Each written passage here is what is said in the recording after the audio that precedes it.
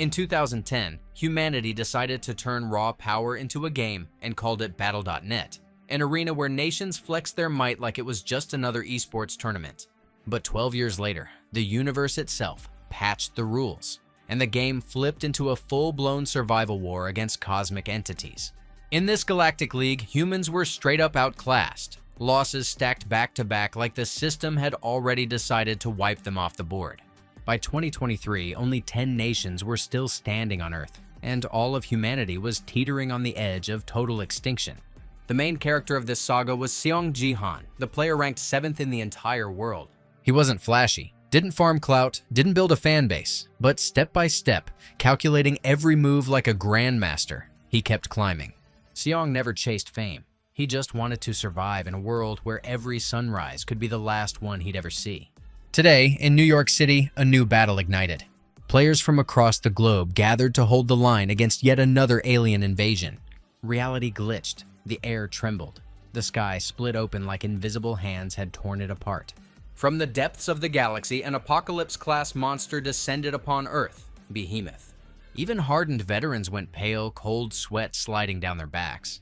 No one had a clue how to stop a creature that erased everything in its path with a single swing of its claw.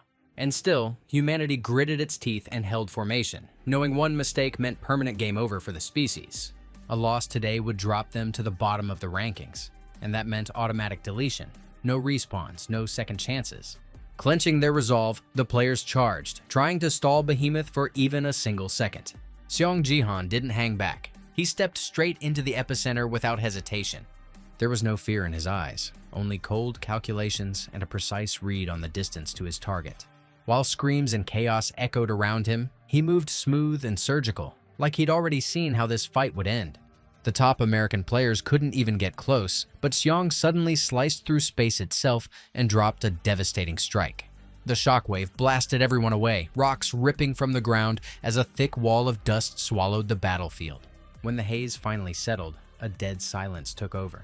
One hit was enough. Behemoth was erased, and humanity earned a brief extension on its existence. In the heat of battle, Seong lost an arm, yet his face stayed stone cold, as if pain didn't have permission to reach him. Slowly, he lifted his gaze toward a towering structure as though waiting for the system's next command. Baron Williams watched the perimeter cleanup with quiet satisfaction. The head of the American First Guild and the world's #1 ranked player, he was used to observing battles from above. Alongside his aides, he chose not to risk a thing, waiting for someone else to deal with the monster. Williams had long built a reputation for placing his own gain above anyone else's life. But even he narrowed his eyes in disbelief when the massive beast was taken down by what looked like an ordinary guy. There was something different about Seong, like fate itself had once marked him for a special role. The third-ranked player in the world, Sophia, rushed to his side immediately. Her restoration magic wrapped around him like soft light, easing the pain and restoring his drained strength. At that exact moment, the system intervened. For slaying Behemoth, humanity received its long-earned reward. Williams instantly dashed forward, aiming to be the first to reach the treasure chest. It didn't bother him in the slightest that he hadn't taken a single step in the fight. Leveraging his rank, he intended to claim the lion's share of the divine loot. It was hard to watch, because the victory had been secured by one person alone. Jihon deserved everything, yet he was being pushed aside like Tobey Maguire in Hollywood after Spider-Man. Sophia tried to step in and shield him. Williams coldly reminded everyone who was in charge and declared that only he decided who got the reward. Seong wasn't a pure-blooded American, and for many, that alone was enough to look down on him. He was assigned the role of a convenient side piece, never someone allowed to aim higher. Not a flicker of surprise crossed the hero's face.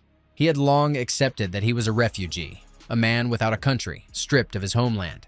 It was a miracle he had obtained top-tier abilities and climbed to 7th in the world rankings. He thanked fate even for that, though deep down he knew he was worth far more. Within American First, he was systematically sidelined and forced to endure quiet discrimination. But Seong's thoughts weren't on the reward. They were haunted by a past where he failed to save his nation. The faces of people he once knew flared up in his memory one after another, like they refused to let him forget.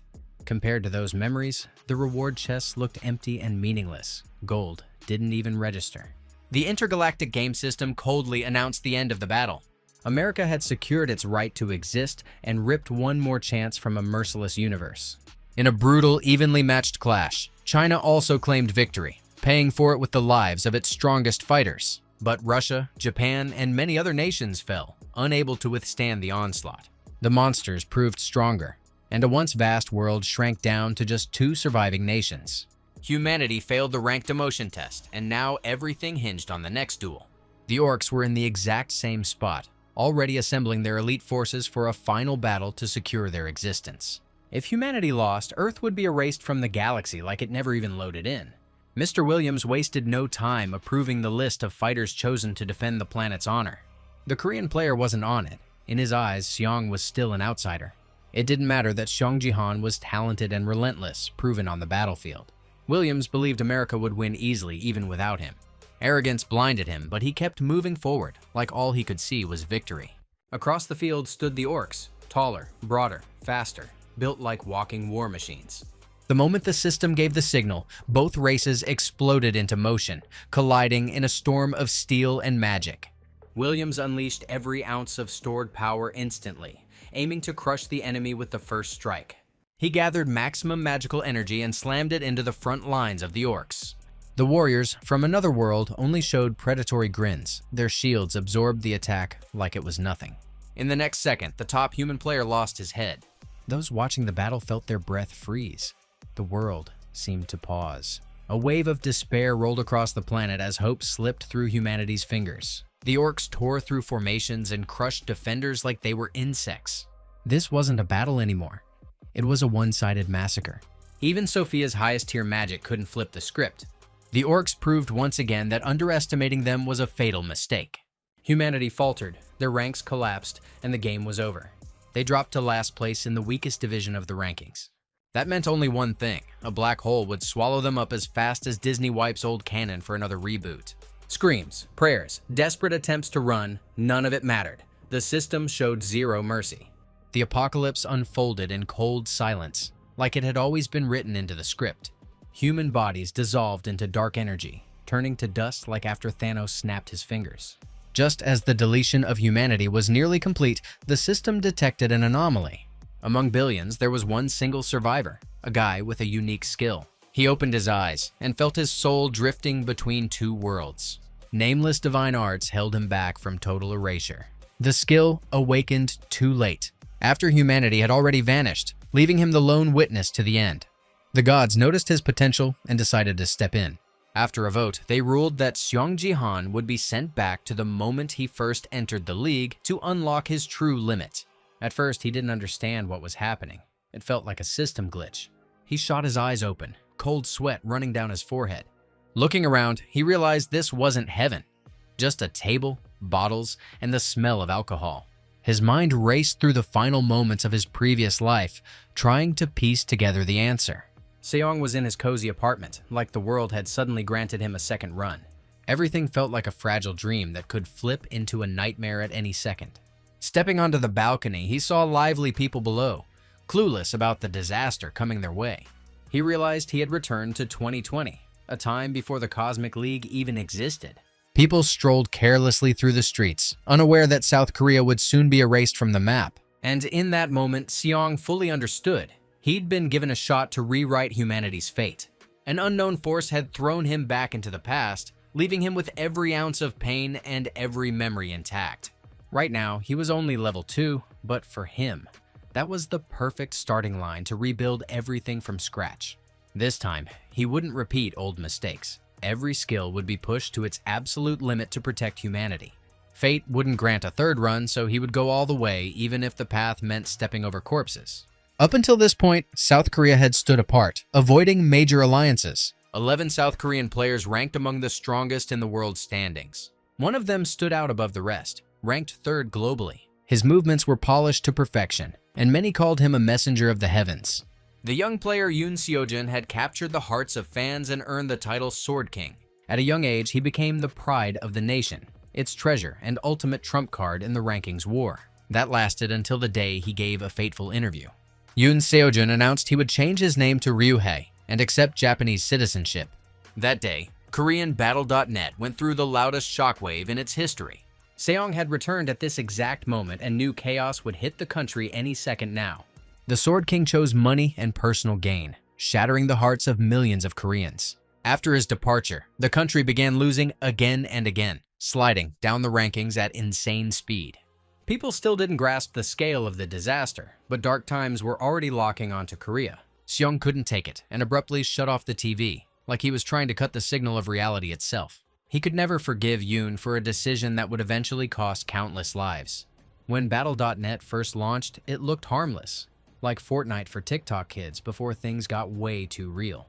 But 2 years later, the Cosmic League began, and the game evolved into an all-out war for survival. From that point on, dying in a match meant dying for real. In low-ranked countries, portals started tearing open, and monsters flooded the streets. After Yoon Sojin left, Korea slowly sank to the bottom of the rankings and was ultimately erased. Survivors later said that if the Sword King had stayed, the catastrophe could have been avoided. The cruel twist of fate was that Yoon Seojin was the protagonist's brother-in-law.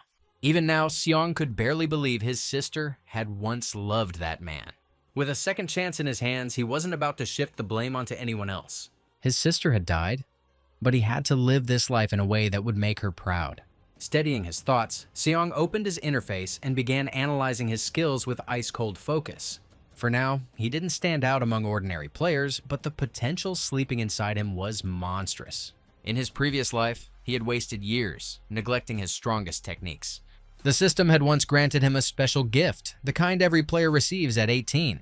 Back then, he assumed it was low tier and used it for petty predictions, guessing match outcomes, checking odds, unaware it was built for something far bigger. The true power of the skill only unlocks after awakening, and he had never triggered it. Now, all those pathetic stats would be rewritten from zero. As he paced the room, he noticed a bottle filled with murky yellow liquid. It was an experience potion he once mixed with alcohol for a cheap buzz. That kind of stupidity was over. The Cosmic League was closer than anyone realized. After returning to the past, the system had granted him an unexpected bonus. He received a massive stash of achievement points that could be used strategically. Those points allowed him to purchase rare artifacts or instantly boost his level. Seong bet on growth and chose to level up. As a reward, he obtained the skill Emergency Restoration, a technique that would save his life more than once in deadly battles. He scanned his finger and unlocked a hidden room, like stepping through a secret door in Harry Potter. Inside stood a game panel used to enter Battle.net League matches. As he lowered himself into the familiar chair, chills ran down his spine. It was the feeling before a storm, the kind that signals something legendary is about to go down. The system dropped another gift into his hands. The Brush of Donfangshu. This artifact was linked to a god of martial arts and amplified close combat, turning every movement into a lethal technique. A countdown ignited across the screen. Only seconds remained before the match launched. There was almost no time, and every move had to be ice-cold and decisive. In his previous life, he reached 7th place by fusing strength, agility, and regeneration into a rare stat synergy. Back then, he never used the brush. The artifact had been damaged, but now its condition had changed. This was where his true awakening would begin, and from this point on, Seong would be unstoppable. The magic flares faded, and Seong Jihon stepped into the Battle.net League arena. This time, the mission had one rule only: survive at any cost. Participants had to fight monsters and other players in the heart of a massive coliseum. Once half the fighters were eliminated, the mission would auto-complete. Seong looked so calm, it was like this wasn't a death arena, but just a light warm-up. A quick scan of his system stats confirmed it. The skill fusion had synced perfectly. Every combat ability aligned, turning him into a flawlessly tuned killing machine. A confident smirk touched his lips. Phase 1 of the plan had executed clean. In this game, players could lower the level of pain they felt. Thanks to that setting, even losing a limb registered as dull pressure instead of pure hell. But that privilege came at a brutal cost. A massive amount of experience points. And to earn those points, one had to survive the first trial. Seong subtly loosened up, almost inviting his opponent to mistake it for carelessness. A strike crashed down from behind. But instead of triumph, shock twisted across the attacker's face. And now the darkest chapter of Battle.net began, the hunt for humans. It was killing that set blood racing and turned fear into raw adrenaline. Time to zoom out and talk about guilds, the organizations that trained and directed players. When the whole world got dragged into Battle.net, governments started pouring insane resources into developing fighters. With backing from major corporations, dozens of powerful guilds rose in South Korea. They were the ones who forged players capable of stepping onto the world stage. In the first zone of the Bronze League, rookies from the Rising Star Guild waited for their debut. Today, only those who proved they deserved the title of fighter would survive. One of them was named Du Hyok, and the tension in his eyes said his nerves were maxed out. The Gangnam League had a brutal reputation, and he clearly felt he might not make it. He kept repeating motivational lines in his head like he had binge-watched every Tony Robbins seminar back-to-back. Du Hyok joined the Divergent Guild because that was where the most promising rookies gathered. He wasn't especially talented, but at 18 the system had granted him exceptional agility. That was enough to secure his spot in the guild, and now he searched for his first victim. His gaze darted across the arena, sizing up players and monsters for easy prey. He carefully marked the ones to avoid, unwilling to end his run too early. But there were barely any obvious weak targets. Then he spotted a guy who looked like a random drifter. No armor, no flashy aura, like he had wandered in by accident. For an ambitious rookie, it felt like fate handing him a free win. Du Hyok tightened his grip on the sword, lunged forward with the speed of a hunting lynx, and raised his blade for the finishing strike. A victorious grin flashed across his face. This was supposed to be guaranteed. But when his opponent stopped the blade with bare hands, reality hit hard. This wasn't a rookie, but someone playing on an entirely different tier. A second later, Du Hyok was flat on the ground, his ambitions shattered against cold truth. His rank and status meant nothing. The gap between them was absolute. Seong hadn't even broken a sweat. After his previous life, fights like this were barely a stretch. He didn't need elite gear or guild backing. Experience was his deadliest weapon. Gritting his teeth, Du Hyok forced himself up and activated every auxiliary skill he had, charging in desperation. He wanted to take off Seong's head and make it look legendary. The strike carried power, but the speed was lacking. The windup was so obvious, it was like Kanye West gearing up to say something profound on live TV. The next few seconds played out on repeat, like the fight was glitched on the same mistake. The enraged swordsman kept swinging over and over, pouring rage into every strike, yet the blade never touched Seong.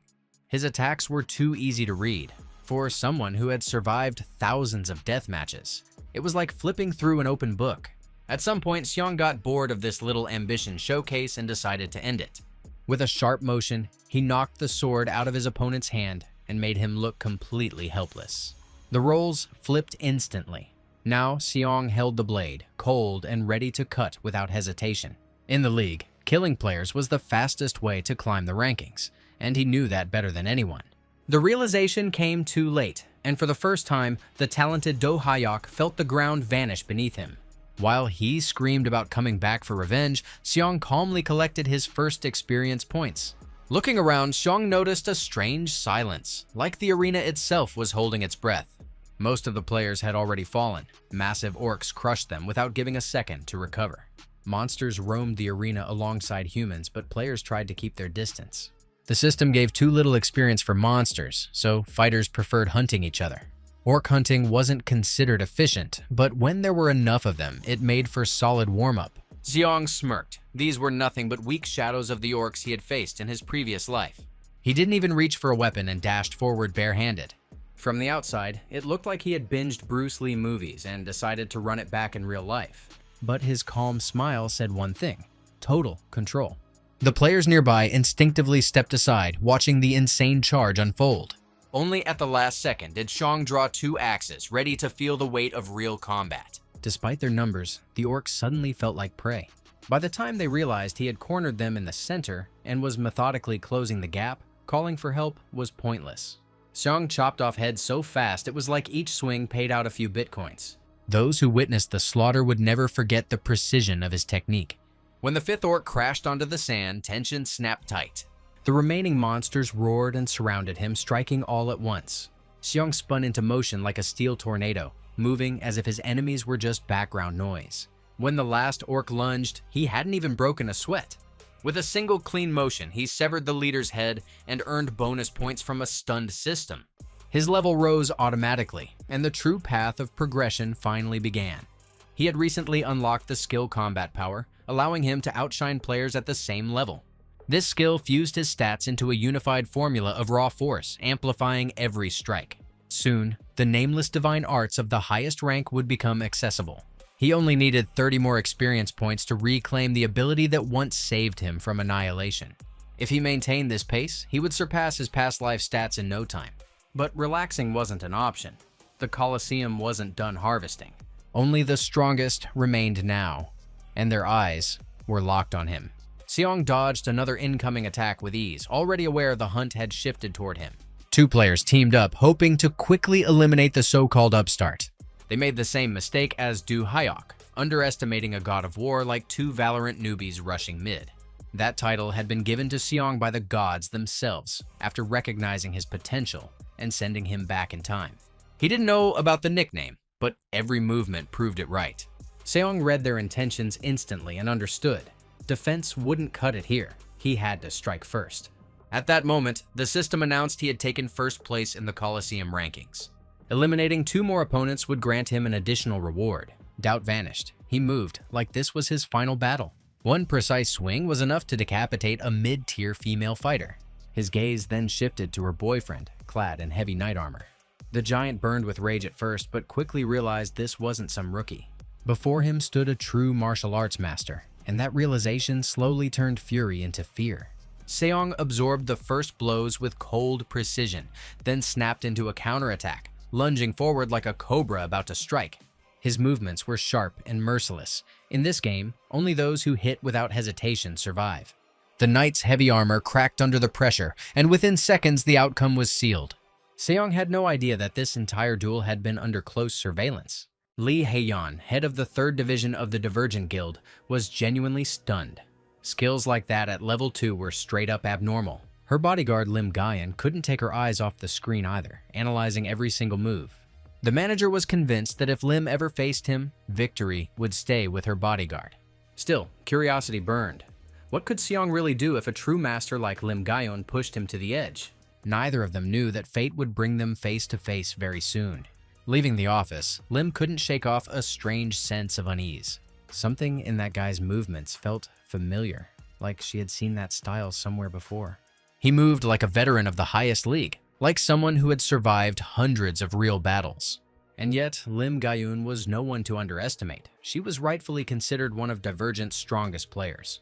She possessed a high-rank gift and was rising in power at insane speed. Her performances lived up to the hype, and many believed it was only a matter of time before she topped the rankings. Weeks passed, and the updated rankings made people whisper instead of speak. The talented Divergent representative landed only in 2nd place. First was taken by the unknown Seong Jihon. He had steamrolled the competition, stacking up an absurd number of points. Now, the entire guild had one question. Who was he really? Meanwhile, Seong calmly returned home like nothing extraordinary had happened. After leading the rankings during training, he carefully monitored the growth of his stats. The most crucial stage was ahead, class selection.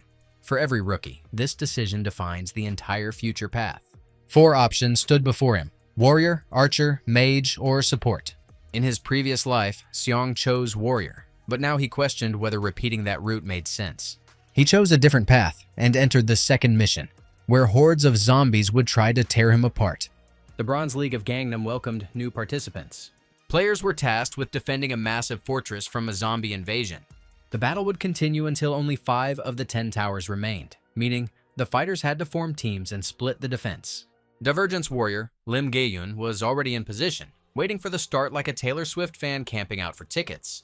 One by one, the other participants materialized behind her.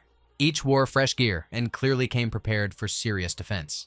Among them stood an archer from the LK organization, a long-range specialist. There was also a guildless mage with impressive equipment.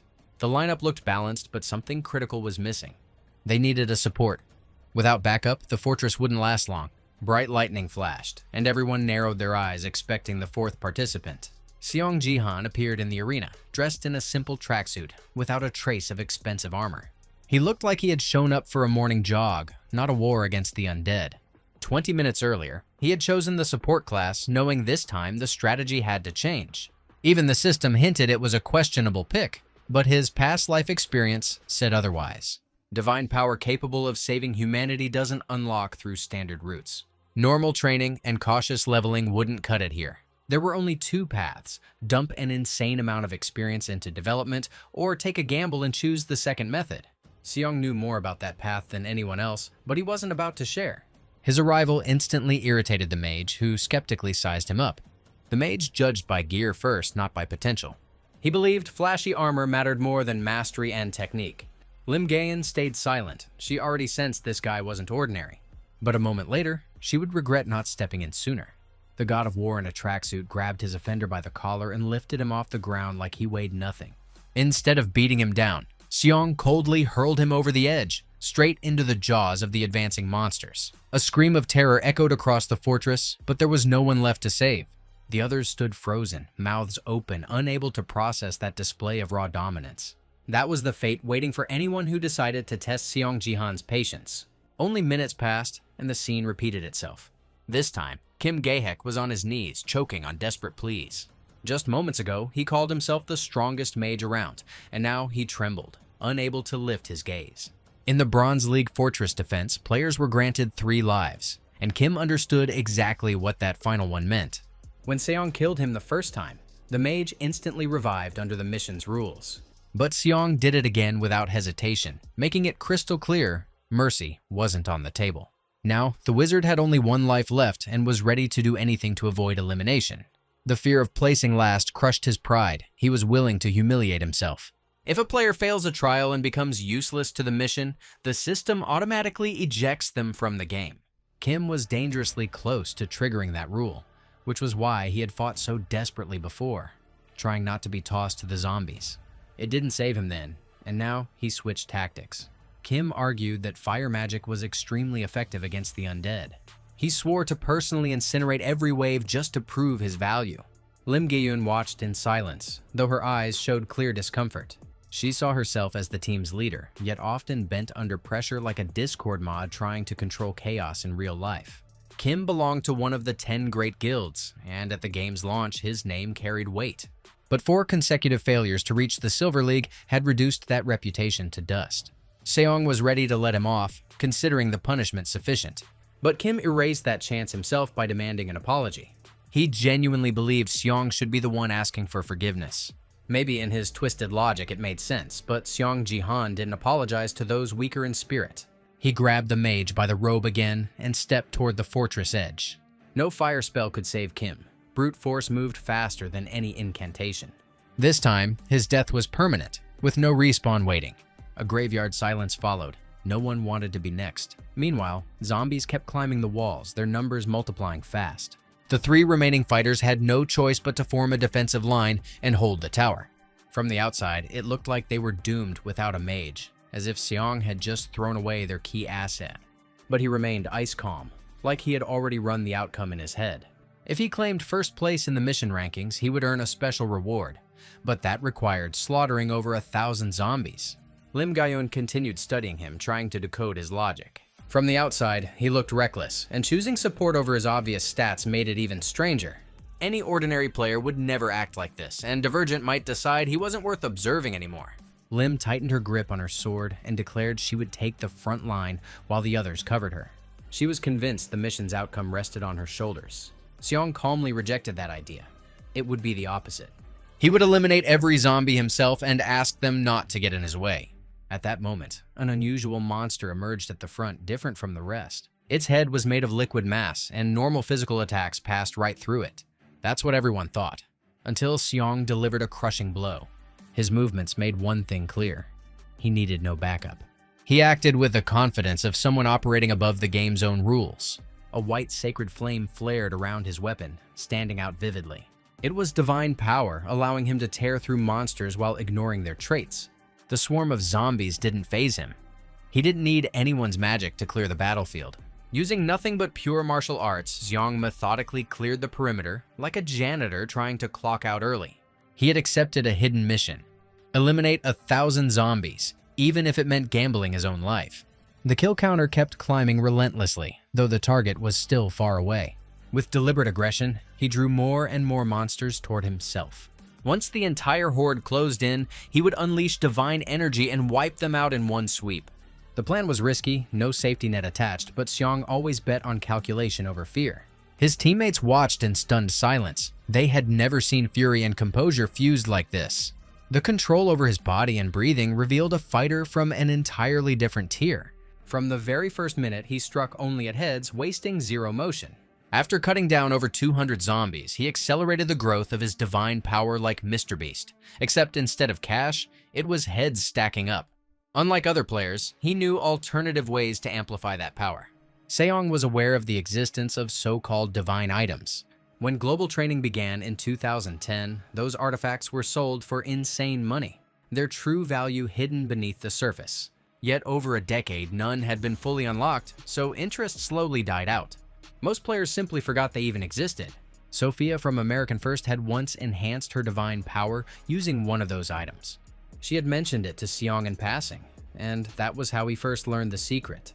Now, the memories of his previous life were becoming his ultimate trump card. If one kept a sacred relic close for a long time and focused in prayer, awakening its power was only a matter of time. The method sounded too simple, almost ridiculous, which was why most dismissed it. But there was a catch. It only worked during the training period. After returning to the past, Seong had secretly infiltrated the Sword King's penthouse. The sight of mountains of divine items made him tremble. Every artifact had been drained. Someone had deliberately siphoned out all their power. From the traces in their descriptions, he realized who had done it before. His older sister, Seong-ja. Alongside the Sword King, she had been considered Korea's greatest support and a true hero of humanity. Her death was an old wound he still couldn't touch without pain. Among the remaining relics, he found a steel staff. Its description hinted that it was forged to crush skulls during calamities. The heavy strikes of the staff were perfect against the undead, making swords irrelevant. Meanwhile, not every player was having such a smooth run. A neighboring tower collapsed under the zombie pressure. The horde didn't slow down, forcing Seong's allies into full-scale combat. Lim Gae-yeon drew her blade and showed exactly why she was called a generational talent.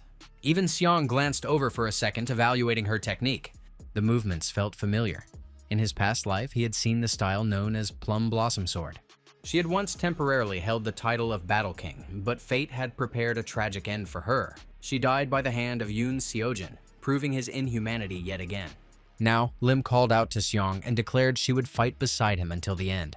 He didn't object. His focus remained on stats and ranking position. The team held 5th place, but was climbing fast.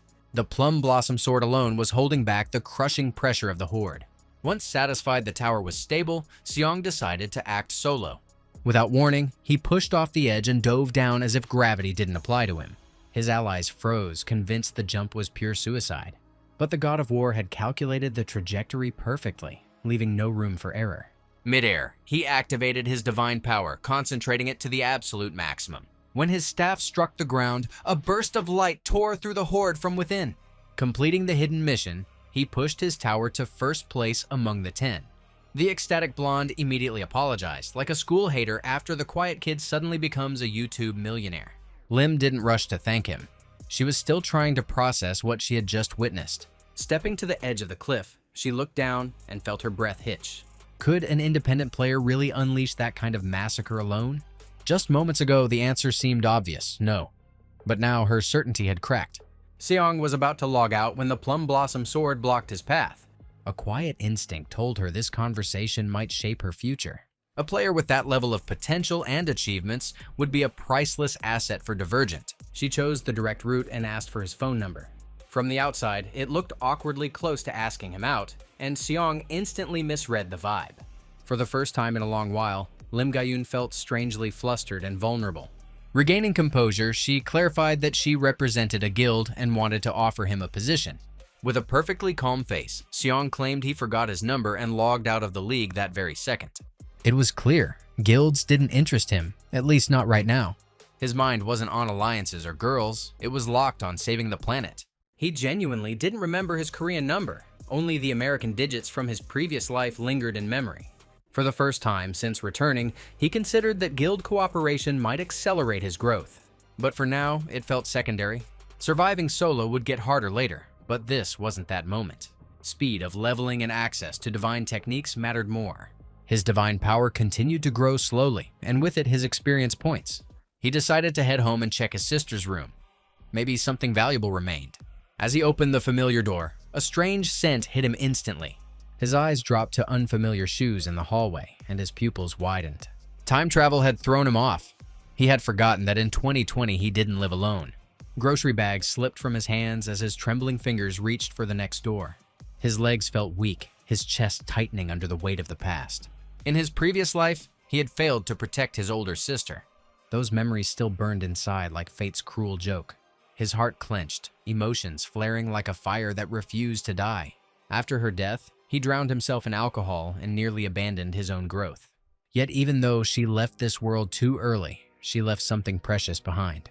Her little daughter, who called Xiong her favorite uncle, had always needed care. Her name was Seaha, and it felt like an eternity since their last meeting. This year she turned 18 and believed she was already grown. Seaha was born during a time when her mother worked relentlessly for the family, and Xiong often stayed with her. Her father had been the top star back then, rarely home because of his endless career grind. Having lost his own family young, Xiong bonded with his niece more than with anyone else. Later, she was the one who helped pull him out of the abyss of alcoholism. Recently, she had called together with her father to say he had fallen in love. The girl instantly sensed she might be discarded like an outdated save file. The new woman set one condition: erase the past and start over. The Sword King agreed without hesitation and coldly turned his back on his own daughter.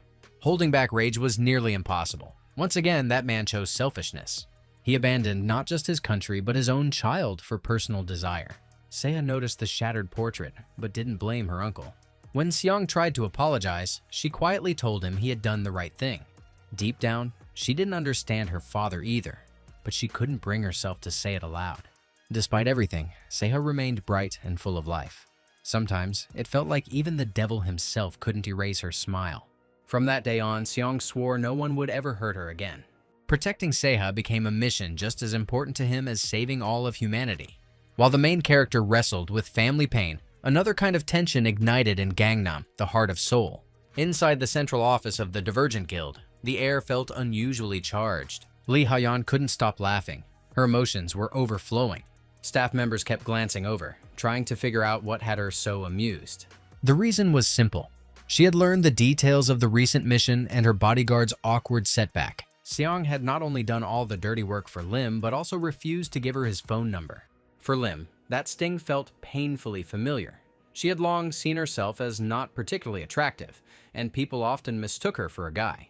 But her boss had always seen more in her than just appearance. Lim Gayun had become popular within the guild, and plenty of fighters secretly wished they could ask her out at least once. Even exceptional people can lack confidence sometimes, and that was her weak spot. The two headed to the lounge to calmly break down the mission's outcome. Xiong had clearly caught Lee Ha-yeon's interest, and she was seriously considering recruiting him into Divergent. At that moment, a notification popped up about a new livestream. Both froze when they saw the familiar face on the screen. It was the God of War himself going live and speaking directly to viewers. He openly declared that he was the Sword King's brother-in-law and no longer intended to hide it. The audience stiffened as a dense divine aura flared around him. He lifted his leg and slammed it into the ground like he meant to crack the earth in half. The sheer intensity detonated the chat. Comments flew at insane speed. With one blow, he shattered the pedestal of the Sword King's statue, and the landmark crumbled like a child's Lego set. His niece stood nearby, phone in hand, silently witnessing it all. All the hatred he had carried toward the Sword King burst out with that strike. None of the passing players dared interfere. The tension was suffocating. Likes and dislikes shattered records, but Xiong only watched the achievement notification pop up. For context, BattleTube was the official streaming platform of Battle.net. Once the game became a global cult, millions migrated there. Viewer counts, subscribers, and total views directly affected rewards and leveling speed. By calling himself the Sword King's brother-in-law, Xiong triggered an instant chain reaction of hype. He pulled in a massive audience, and an equally massive wave of dislikes. To make that impact, he didn't hesitate to destroy a symbolic monument, openly rejecting respect for the past. Few knew that the Sword King's obsessive fan club had played a fatal role in his older sister's death. They worshipped their idol, and over time that devotion twisted into rage. That rage fell upon his wife, Xiong's sister, and no one was there to protect her. The fans believed that if she disappeared, the king would return to his old self and everything would reset. They were wrong, but realization came too late. It's easier for people to find a scapegoat than admit their own blindness. Now, Xiong deliberately made himself the target, absorbing the hatred meant for others. The Sword King's fans unleashed fury at him, and it almost looked like he wanted that smoke. Seaha didn't intervene, allowing her uncle to finish what he started. After smashing the statue, Xiong slowly pulled out his phone and kept the stream going. He played a recording where the Sword King coldly told his daughter he was leaving her behind. The internet exploded. Viewers struggled to process hearing their idol's real voice. Some fans tried damage control, claiming the recording was AI generated. To end the debate, Seaha herself stepped into the live broadcast. She confirmed every word and calmly expressed regret for her father's actions. Despite blood ties, she refused to accept inheritance from a man who betrayed both family and country. The house he had left to her would instead be donated for Korea's needs. Her words ignited a nationwide storm. Discussion spread across the entire country. Just 30 minutes earlier, Seaha could never have imagined making such a decision. She had thought her uncle had simply relapsed again and needed time to sober up. It was hard for Seaha to understand why her uncle wanted to give away the last thing they had and drag her into such a dangerous game. Xiong had to calmly lay out his entire plan for her, step by step, no shortcuts. From his previous life, he knew that once Japan defeated Korea in the Battle of Nations, public rage would spiral out of control.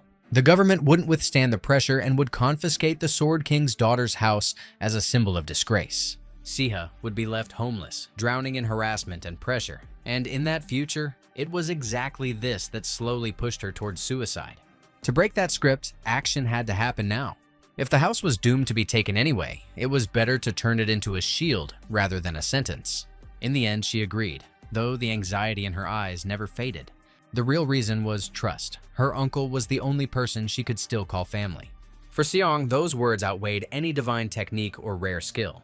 For the first time in a long while, he smiled sincerely, feeling fate shift under his hands. Now, the fans wouldn't be able to blame the daughter. Their fury would inevitably redirect toward the so-called arrogant brother-in-law.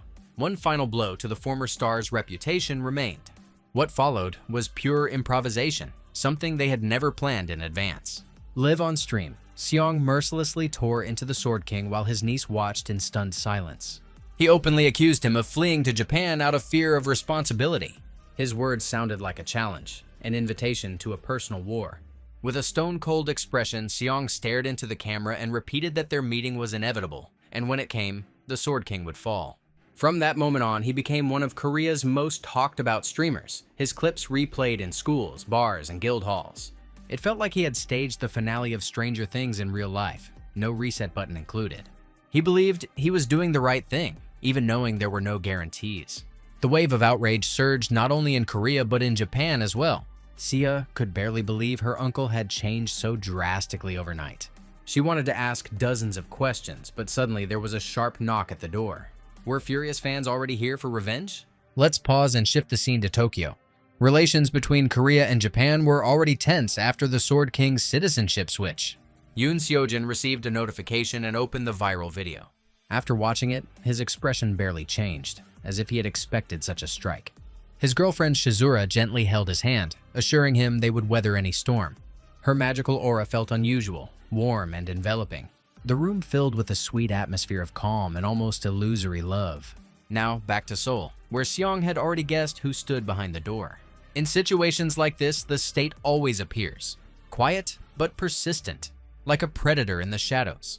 At the doorstep stood Park Yoon-sik, manager of the Battle.net department. He had been here before during the previous scandal with the Sword King and knew the apartment well. He was invited inside, though the tension in the air was impossible to ignore. Park had already seen the stream and hadn't expected Xiong to launch such a direct assault. With the Japan-Korea battle approaching, he strongly urged him not to inflame the situation with more videos. But the true purpose of his visit was different, to persuade the family to cancel the house donation. If the house was officially transferred, it would publicly signal that the Sword King was never coming back. Xiong listened calmly. He had already calculated every argument. Park remembered him as a detached alcoholic, lost to the system. Now he faced a composed and confident man who demanded a different tone. The government proposed a compromise. If the Sword King returned from Japan, the house would revert to him. Until then, the property would formally belong to the state, but the family could live there without eviction or interference. On the surface, it looked like a win-win arrangement. However, Xiong refused to agree without conditions and demanded something in return before signing. The very next morning, a popular blogger launched a new live stream. This cocky fighter was known by the alias Golden Light.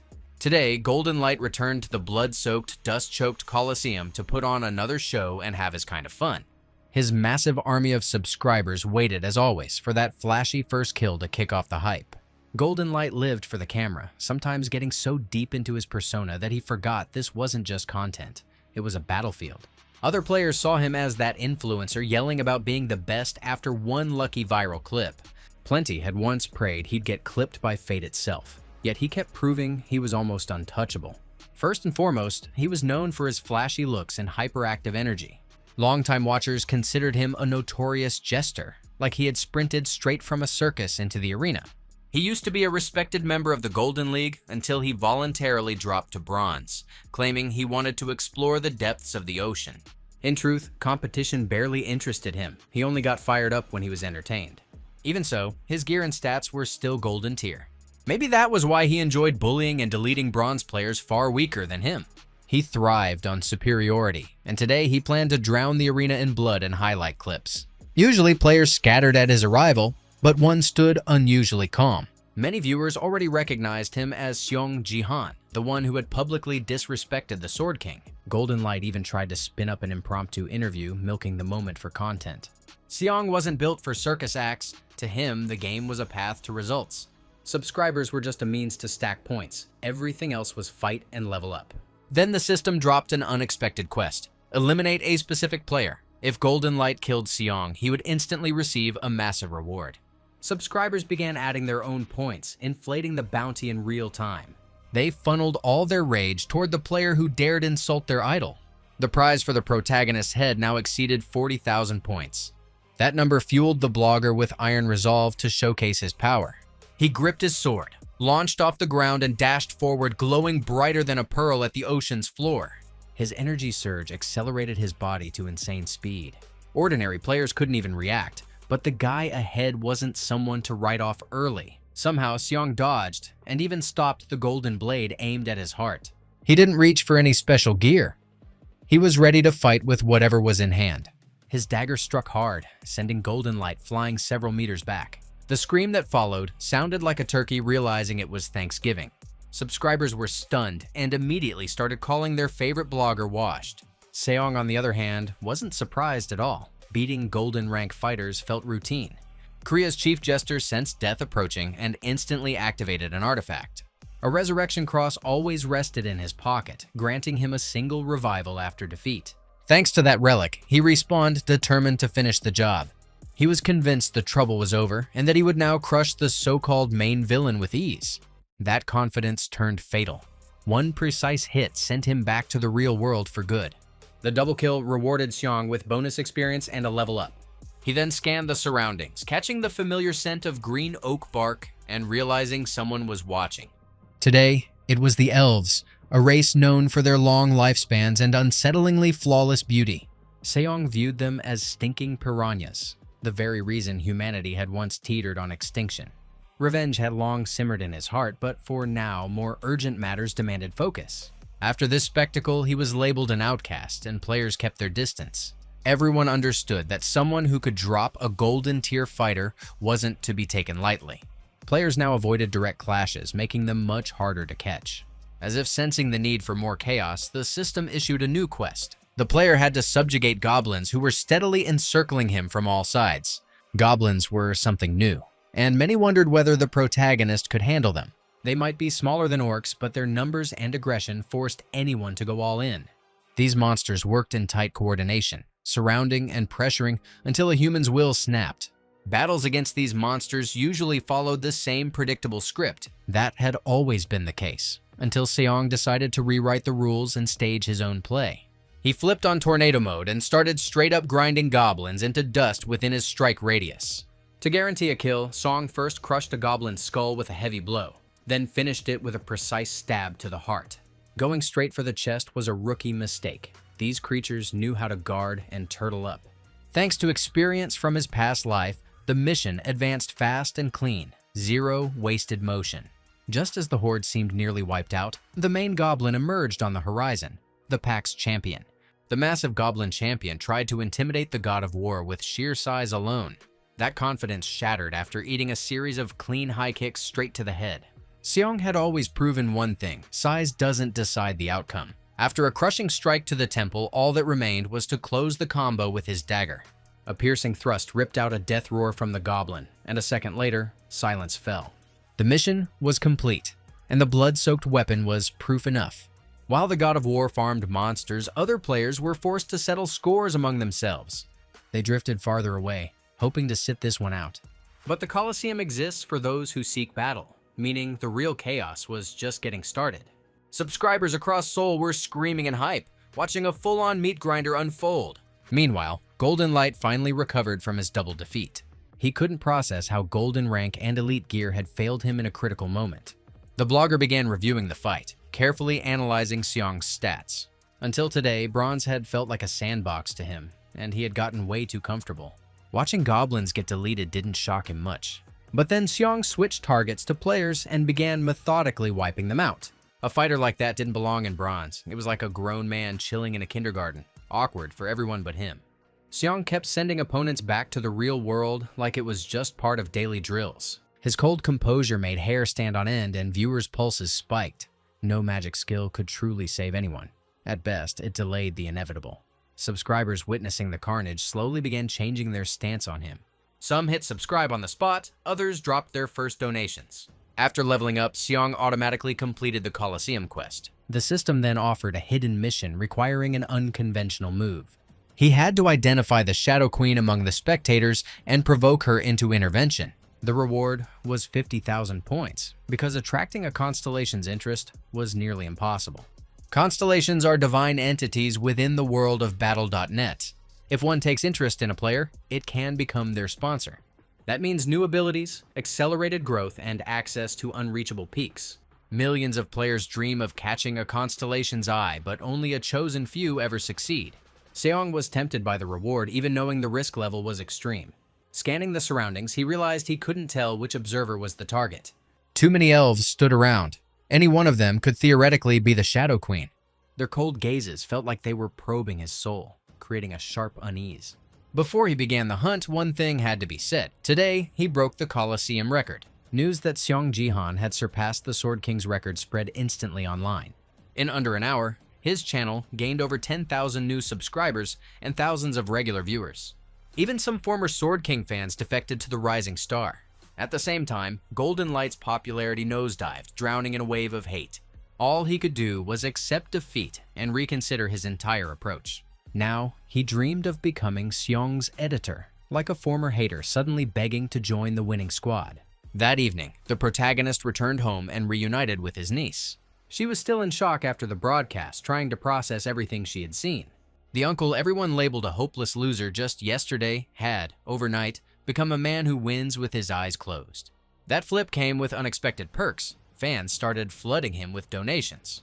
Easy money earned in the Coliseum made real life feel lighter, freer, more confident. Now it was time to seriously consider buying proper gear, because as levels rise, the trials only get nastier. Still, Seong didn't forget he had to find and provoke the Shadow Queen. The problem was simple. Among countless spectators, he had no clue how to single her out. Seaha suddenly offered her help, saying she wanted to be useful too. The more she spoke, the more she reminded him of his sister. Maybe that was her quiet magnetism. Seong chose honesty, holding nothing back, admitting the mission was driving him insane. Seaha promised to think it through and do everything she could to help him clear this epic objective. Later, he said goodnight and claimed he was going to sleep, though he had very different plans. Alone in his room, Seong immediately opened his system stats window. After selecting the support class, the option to purchase a secondary class appeared. That opportunity only unlocks through additional experience points. This time, Seong seized it and chose Wizard as his second class. He refused to repeat his past life mistake of locking himself into a warrior role with obvious limits. To prevent global collapse, evolution and breaking boundaries were mandatory. The reason for pairing Wizard with support lay in the unique skills unlocked through their fusion. The moment the God of War initiated the merge, a lightning-like surge pierced his body. The pain was sharp and instant, like following a YouTube workout and realizing the instructor has no clue what he's doing. In that flash, he remembered a past life conversation where Mr. Williams kept repeating that nothing could be changed anymore. If Seong had gained citizenship earlier, his career might have unfolded differently, but back then, it felt impossible. One drunken night, Williams had revealed a strange detail. True power, he confessed, is born from the perfect fusion of divine energy and mana. For an ordinary player from Seoul, that sounded like pure fantasy, and Seong hadn't believed it at first. To obtain such strength, one must dare what others won't. Few knew that merging two classes unlocked hidden potential beyond the surface. Williams shared it casually, unaware that someday it could actually be used. He believed that even if the truth surfaced, nothing would change. Everyone had already chosen their paths. But for a man who returned to the past, limits no longer existed. By merging two classes and investing divine skill points, Seong triggered an irreversible process. The pain intensified, and he had to bite down hard to avoid screaming and waking his niece. Gathering every ounce of willpower, he endured the pressure and fulfilled the required conditions. Pure divine force condensed in his hands, waiting to merge with mana drawn from his core. It proved far harder than expected. Focus on the level of a Taoist master was required. For a split second, as the fusion neared success, the god of war felt like a true superhero. Reality snapped back and hurled him several meters across the room. The shockwave nearly cracked his ribs, and his head slammed against the door with a dull thud. Regaining consciousness, he understood. The attempt had failed. His concentration hadn't been enough to fully merge the two supernatural forces. At first, sustaining that level of focus felt impossible. But shifting his perspective, Seong found a solution. There was no need to hold the fused energy endlessly in his hands. It only needed to be transferred deep inside and stabilized in equilibrium. He restarted the process, and this time it took only a few tense minutes. When it finished, a surge of energy ripped through his body so violently it almost tore him apart from within. He had fused mana, physical strength, and divine skills into a single core. The system immediately issued a warning. The player had exceeded limits and stood on the brink of death. Seaha felt a strange vibration throughout the house and sensed something serious was happening.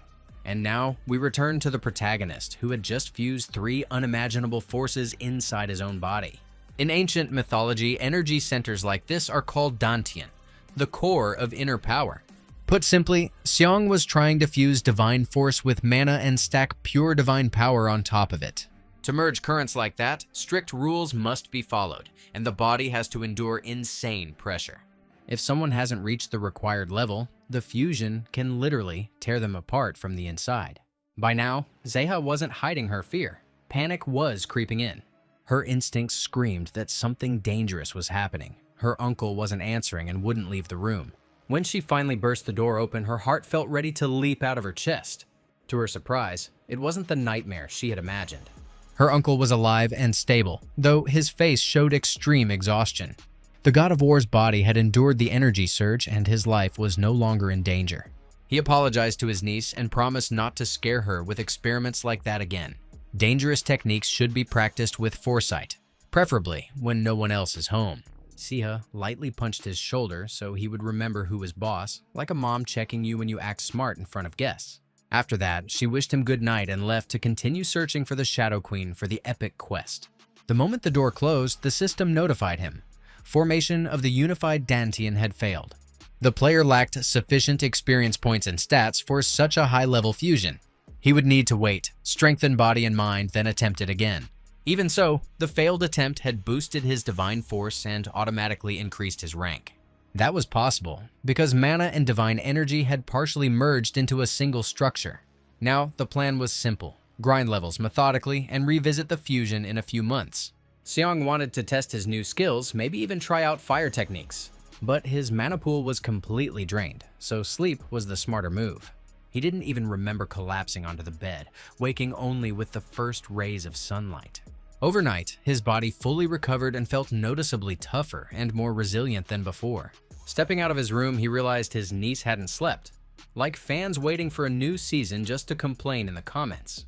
She had spent the entire night rewatching his streams hunting for the Shadow Queen. Sometimes persistence really pays off. Rewinding to the moment of the main fight, Seaha asked him to look closely at a specific frame. It was impossible to miss two elven women whose appearance bordered on divine. Logically, the Shadow Queen could be a dark elf, and one like that had flickered briefly in the footage. It was too early for conclusions. It felt almost too obvious, but at least they had a lead. Seaha promised to continue the search and offered to edit videos for him. She already had experience. She used to help her father grow his channel. The mere mention of the Sword King made Seong's expression turn cold. His heart tightened painfully at the sight of that man's photograph. A conversation from 2 days earlier with the game manager resurfaced in his mind. That was when he learned the name of the Sword King's new lover, Ito Shizura.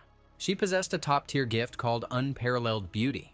It was entirely possible that this skill triggered the Sword King's sudden infatuation, though no direct proof existed.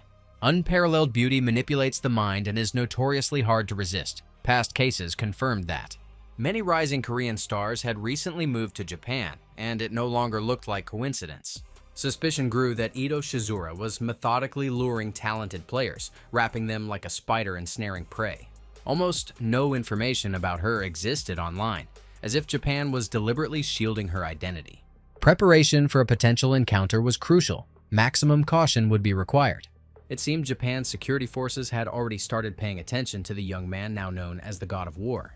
A few hours later, Seaha looked like she was heading not to a scandalous auction, but to a life-deciding date. The same could be said about her uncle, dressed in his best suit, ready to greet guests with a stone-cold face. They were both visibly nervous, though Seong kept steady, and threw her short words of encouragement now and then. After everything with her father, this would be her first public appearance, and she would need every ounce of courage. Many had already guessed what Seong planned to say, so a serious crowd gathered outside the building. Every condition he had requested beforehand was fulfilled, personally confirmed by the game manager Park Yoon-sik. Honestly, the young player's request had caught him off guard, and he hadn't known how to react at first. He never expected Seong to demand that the Sword King's personal belongings be put up for public auction. Now, it was obvious, this wasn't a stunt, but a calculated move to draw Japan's attention.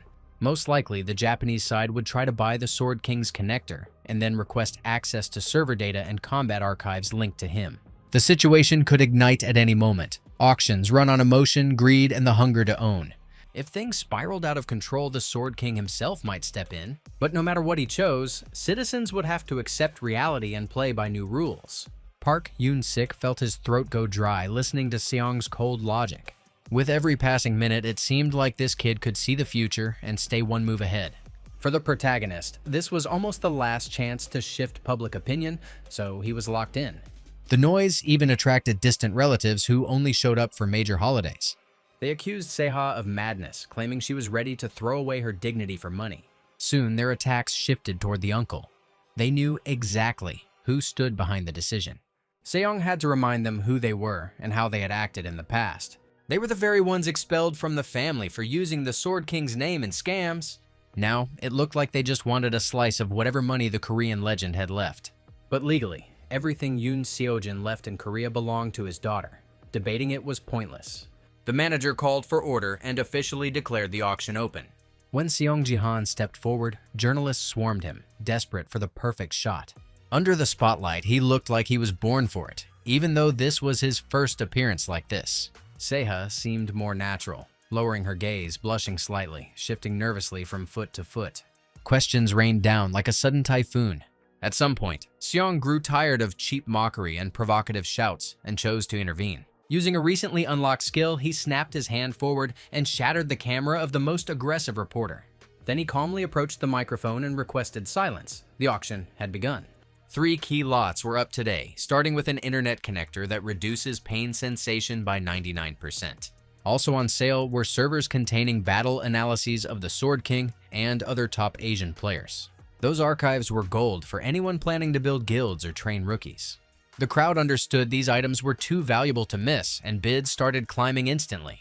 Suddenly, one voice cut through the noise, and even Seong felt a flicker of tension. It was Takeda Kazuo, recruitment manager for Japan's defense division. Calm, polite, and self-assured, he declared his intention to place the first bid. He was ready to buy everything outright, like a billionaire convinced money solves all problems. More than that, he requested a private meeting with Seong and his niece without journalists. Seong saw through him and demanded he speak openly. Nothing here was hidden. This wasn't the time for backroom deals, especially with a national battle approaching and every move under suspicion. Takeda lowered his gaze briefly, visibly unsettled, trying to maintain composure. He warned that if hostility continued, someone might be forced to intervene. His glance made it clear. His bodyguard was already tense, hand resting on her weapon. She wasn't on the Sword King's level, but her power and abnormal abilities commanded respect. Some even compared her to a legend, whispering that they might share blood. She was known as Shadow, and that name alone sent chills through players worldwide. It happened in a blink. The moment Seong sensed threat, he drove a sharp strike straight into Takeda's chin.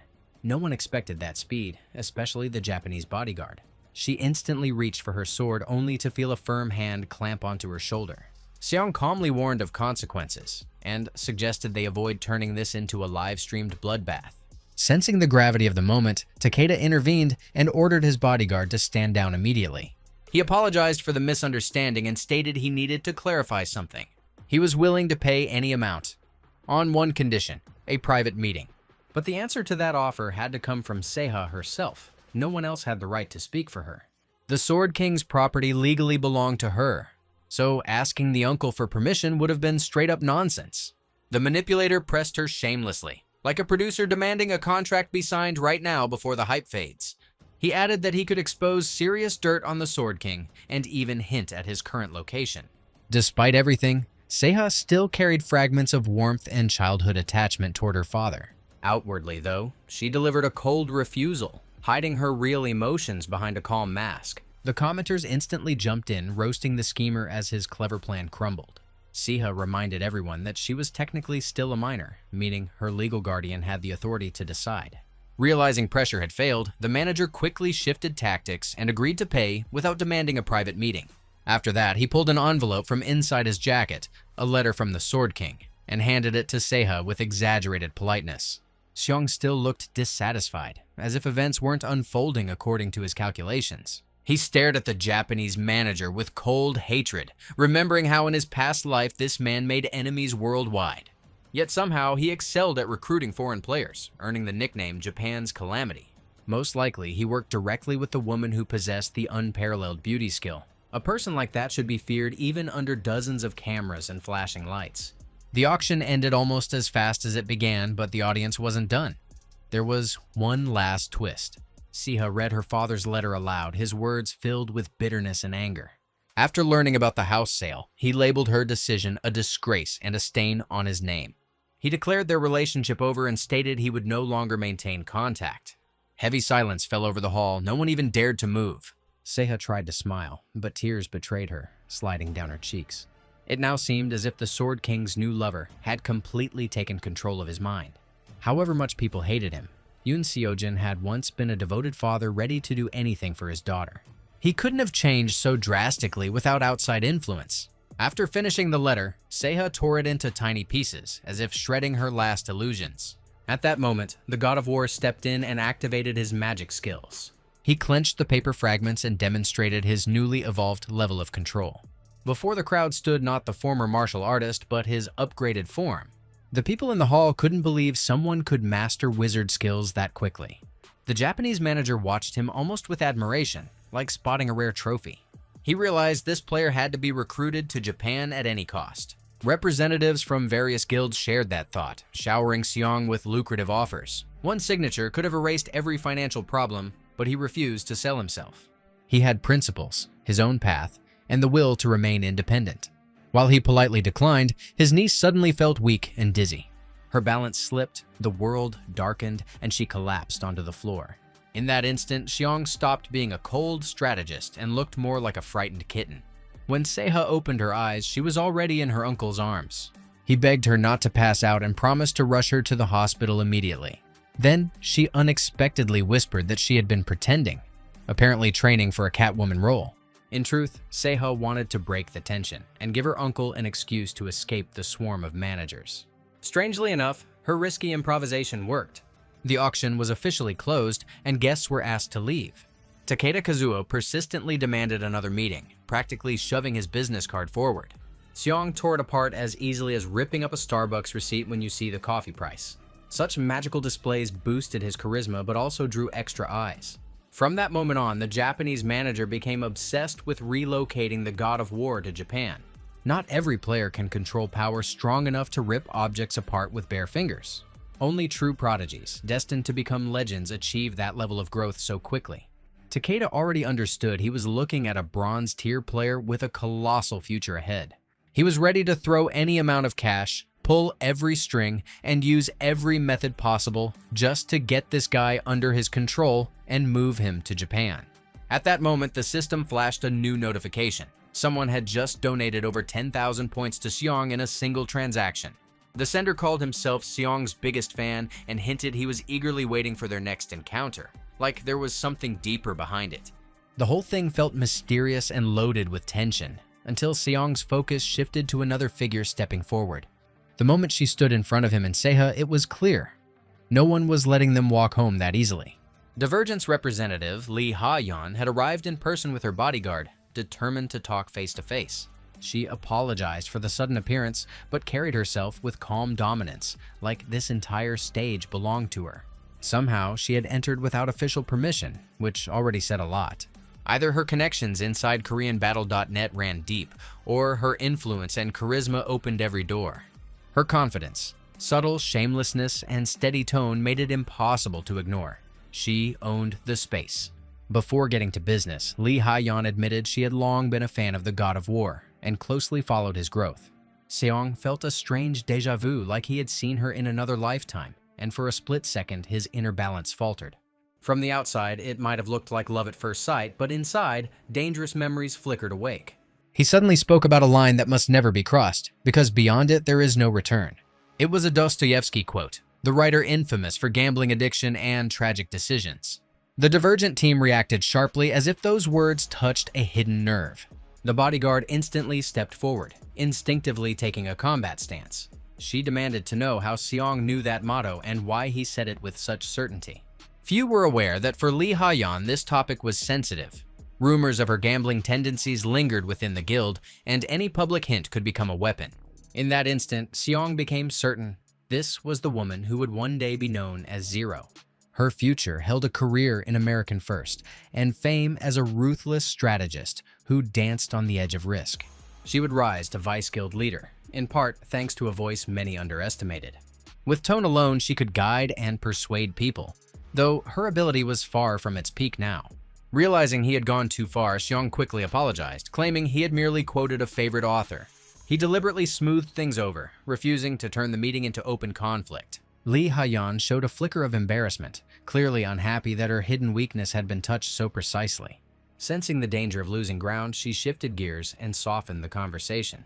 She proposed meeting in a casual setting to discuss everything like old acquaintances, without cameras or pressure. Divergent sought cooperation with exceptional players, and Seong perfectly fit their strategic blueprint. By now, Seaha was convinced her uncle was seconds away from falling for such a stunning woman. Lee Ha-yeon knew exactly how to leave an impression and keep men within her orbit. Sometimes a few gentle words and a soft smile were enough to make people lose composure. Lim Gi-yeon never mastered such tactics and quietly envied her boss. Skills like that demand experience and ice-cold control earned over time. Yet none of it worked on Seong the way expected. He calmly declined and claimed he didn't even remember his phone number. It was the same excuse he had used before, and he didn't hesitate to use it again. Seaha could barely hide her shock. Her uncle was rejecting a woman others would fight over. She sensed he had something planned and chose not to interfere. In the end, Seong did ask for a business card and said goodbye as if the encounter meant nothing. Only one person in the room openly smirked at the scene. Lim Gi-yeon couldn't hold back a quiet laugh. Her boss had just experienced the same rejection she once did. They returned to the guild empty-handed, without even securing the promising player's number. On the way home, Seaha admitted that parts of the meeting deeply unsettled her. She hadn't expected her uncle to wear her father's suit, though it undeniably suited him. She also pointed out that his conversation with Lee Ha-yeon was far from romantic. If he truly wanted her heart, he would have acted differently. Seong had to explain to his naive niece that winning hearts wasn't on his agenda. His goal was simpler: ensure Lee Ha-yeon kept her distance and didn't interfere with his plans. Seaha burst into tears and reminded him he was no longer 18. Maybe it was time to think about building his own family. To clear his head after heavy talks and the suffocating auction, Seong dove back into virtual reality. The Bronze League of Gangnam seemed to miss one of its brightest and most dangerous players. He felt drained after the long day and wanted to shake off the weight of responsibility as fast as possible. Thoughts of Zero looped in his mind.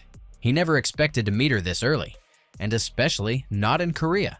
His memories drifted back to a past life filled with late-night football matches. Back then, Zero used to sit beside him, and they quickly bonded over lost homelands and shattered destinies.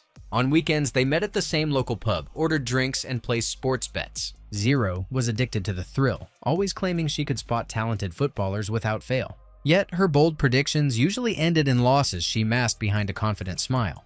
She often repeated her favorite line, "Never cross the line because there's no coming back." One night, after several cocktails, their conversation turned especially raw. Seong once asked when she would remove the scar on her face, and she answered it would never disappear. It was the price of a deal with the devil. They truly had much in common, and in each other's presence, they could briefly forget the cruelty of the world. What bound them most was survivor's guilt. They lived while their loved ones died. Alcohol dulled the pain only temporarily, so their pub visits became more frequent.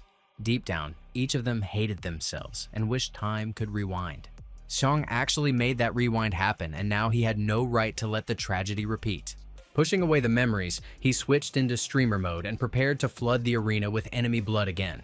Today, he wielded a new sword, massive, intimidating, built for destruction. A single swing could slice through stone like it was cardboard. His stats had climbed significantly, unlocking access to higher difficulty missions. Subscribers instantly spammed questions about who he planned to eliminate tonight. He exchanged a few words with fans and promised truly fire content ahead. Tonight, he intended to win every fight and flex his full skill set. First, he had to wait for teammates to assemble and enter the new mission. Somehow, the system auto-matched his allies. It was hard to believe such a chaotic lineup ended up in one squad. In front of him stood the same footballer from his past, Diego, alongside Golden Light and the mage Kim. Each carried their own emotions and hidden agendas. While Golden Light glowed with excitement, Kim clenched his teeth, hiding resentment towards Seong. This was also Kim's first encounter with the footballer, who, in another life, cost him a massive fortune. Diego Massid was a genuine talent, though notorious for collapsing in high-pressure moments. Right now, he was only beginning his career, unaware of the fame awaiting him. Every participant received a role aligned with their class. Seong was support, the blonde was warrior, Kim took wizard, and Diego became the archer. In his past life, Seong chose a different development path, so now the scenario unfolded entirely differently. However, team synergy was already under threat due to Kim's tension. He had lost part of his abilities and had harbored hostility toward the protagonist since their first clash. Suddenly, the system announced a private bounty registered by the Sword King's family. Any player who destroyed the crystal and prevented Seong from taking first place would receive a bonus reward. Moments later, the team launched into the mission. The objective remained familiar: defend the tower against a zombie invasion. But the difficulty had spiked, and the zombies were faster, angrier, more feral. Holding back the tide wasn't easy, though the team stood firm in the opening minutes. The archer and others began requesting buffs to increase attack speed. That responsibility fell to the support, who channeled magical energy into allies. For Seong, it was his first time performing this role at this level, and he handled it flawlessly. His teammates felt the surge of power, their stats climbed, and morale skyrocketed. After that, Seong temporarily stepped away to execute his own strategy. He always preferred taking the main pressure himself. More risk meant more experience, and hidden missions unlocked. In moments like this, Kim's hatred only deepened, because jealousy towards Seong's talent was eating him alive from the inside. His mind fixated on the hidden quest, and he couldn't resist the temptation to fulfill every single condition. To do that, he had to sabotage the God of War at any cost, but he still hadn't figured out the right angle of attack.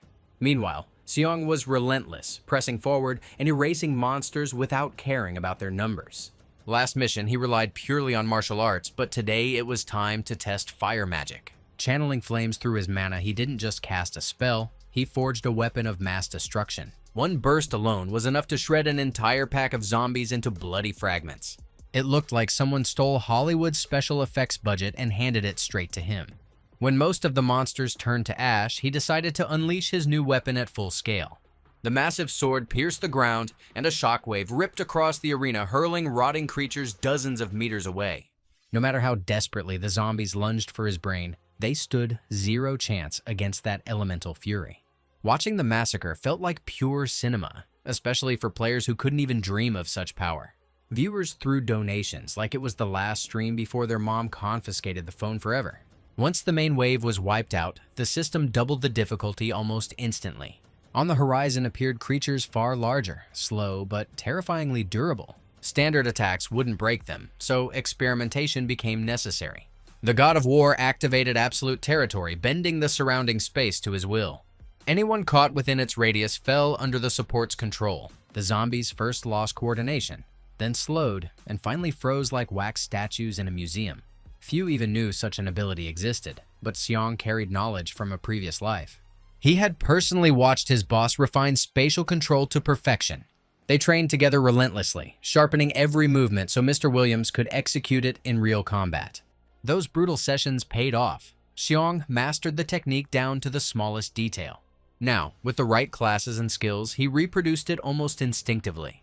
He stood in an absolute state, merging divine force, battle energy, and mana into one unstoppable stream. The result looked terrifyingly spectacular, especially inside the humble Bronze League. Last time he failed to reach 1,000 kills, but today, his odds were far better. Magic accelerated the process, making him faster, stronger, and sharper with every strike. His glowing eyes hunted new targets, and each monster fell without the slightest chance of survival. The allies assigned to guard the tower stood mesmerized, watching the display unfold. All zombies focused on the God of War, leaving the tower temporarily untouched. While Diego and the blonde admired their leader, storm clouds quietly gathered behind them. Kim smiled as if he had been waiting for this exact moment. The others sensed danger when strange crackling sounds echoed from behind. The mage suddenly activated fire magic, though no one had asked for it. Behind them stood the defense crystal. If the zombies destroyed it too early, the mission would fail. Kim chose to ease the monster's job and help complete the hidden quest registered by the Sword King's family. He openly mocked Xiong and accused him of manipulating his own niece. His words cut sharper than any blade, cruel enough to be impossible to ignore. From that second on, zombies became secondary. It was time to punish a traitor. The wizard's temptation was understandable. 50,000 points can drive almost any player insane. That number reflected the depth of the Sword King family's hatred toward the protagonist. Faced with such a reward, Kim felt invincible. Like a blogger after one viral hit, Seong instantly grasped the situation and analyzed it with ice-cold clarity. He understood the mage had been pushed into this. Alone, Kim lacked the resolve. Accusations aimed at him never shook the God of War. But the moment someone touched the subject of his beloved niece, something inside him shifted. Even after returning through time, he couldn't erase the memory he desperately tried to bury. The same nightmare haunted him, seeing his niece die again and again. Back then, to hide scars left by fanatics of the Sword King's family, she had to bandage her entire face, as if concealing not wounds but a shattered childhood. But by then, her body had already lost its warmth. Her fingers turned cold, her breath faded, and she slipped into an eternal silent sleep. With tears in his eyes, Jihon realized he had been powerless, unable to protect the only person he truly called family.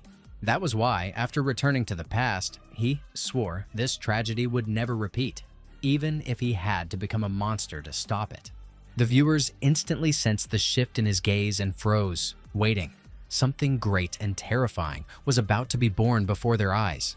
When power ignited inside him, Seong understood he could now reach toward the nameless divine arts. He still lacked the 30 points of combat force needed for full awakening, so this would be nothing more than a crude imitation. But during the earlier fusion attempt, he had already felt that burning resonance, like an ancient technique responding to his call. Now no monster, and certainly no traitor, could stand in his way. Pathetic interference attempts were erased in a single surge of mana, scattered like ash in the wind. The God of War turned into lightning, tearing through everything like a gamer on Red Bull at 3 in the morning. He activated Heaven's Rift and the flashing Sky Step, ripping space apart with every movement. In that second, the foolish mage didn't even realize his time had expired. His allies desperately tried to stop Kim from destroying the precious crystal. If the crystal fell, the mission would fail, and no one would gain experience or rewards. But halting a mad wizard proved far harder than anyone imagined. Respect to the blonde warrior aside, Kim was too well prepared, and clearly had been waiting for this moment. A twisted confidence awakened in him, as if invisible wings had spread behind his back. The fire he had controlled since childhood roared and surged toward the crystal, ready to reduce it to ashes. At the very last second, that inferno was knocked aside by an ordinary football. From afar, it looked absurd, yet no one in the arena laughed. Diego had stepped in, fully aware the level gap could cost him his life. In that moment, he was just a guy wearing a Maradona jersey, dreaming of winning the 2026 World Cup someday. Kim was one motion away from turning him into grilled chicken, and he would have if a lightning-fast executioner hadn't appeared behind him. Now the allies could retreat and simply stay out of the way. Everything had passed into the God of War's hands. The wizard felt a burning, contemptuous stare crawl down his spine and slowly turned around, trembling. It felt as if death itself stood before him. Every ounce of his arrogance evaporated. The once smug worm was drenched in cold sweat, struggling to form a word. Maybe he wanted to apologize, hoping it wasn't too late. But the magic of vengeance had already been unleashed, and no flame could stop it. Kim felt agony as if invisible hands were ripping his insides apart. The God of War intended to show him a world he never knew existed, a world of true suffering. Later, Kim would not remember what happened next. The pain gripped him so completely he couldn't even hear his own screams. Meanwhile, Seong remained cold as a judge delivering a death sentence. And this was only the beginning, though from the outside, it looked like the mage was about to explode from overload. The other players watched, unable to step forward or interfere. The scene felt strange. Connectors usually reduce pain to nearly zero. But to make Kim feel every ounce of it, Seong used a cruel and cunning method. With one hand, he continuously healed his opponent, preventing death. With the other, he kept breaking him from the inside. Under such overload, the connector could no longer suppress the pain and transmitted it at full intensity. It looked like a man trapped inside a burning furnace with no escape. Spectators heard muscles strain and bones crack dryly, and it seemed endless. All of it was driven by a special ability that injected destructive energy into the body, corroding it from within.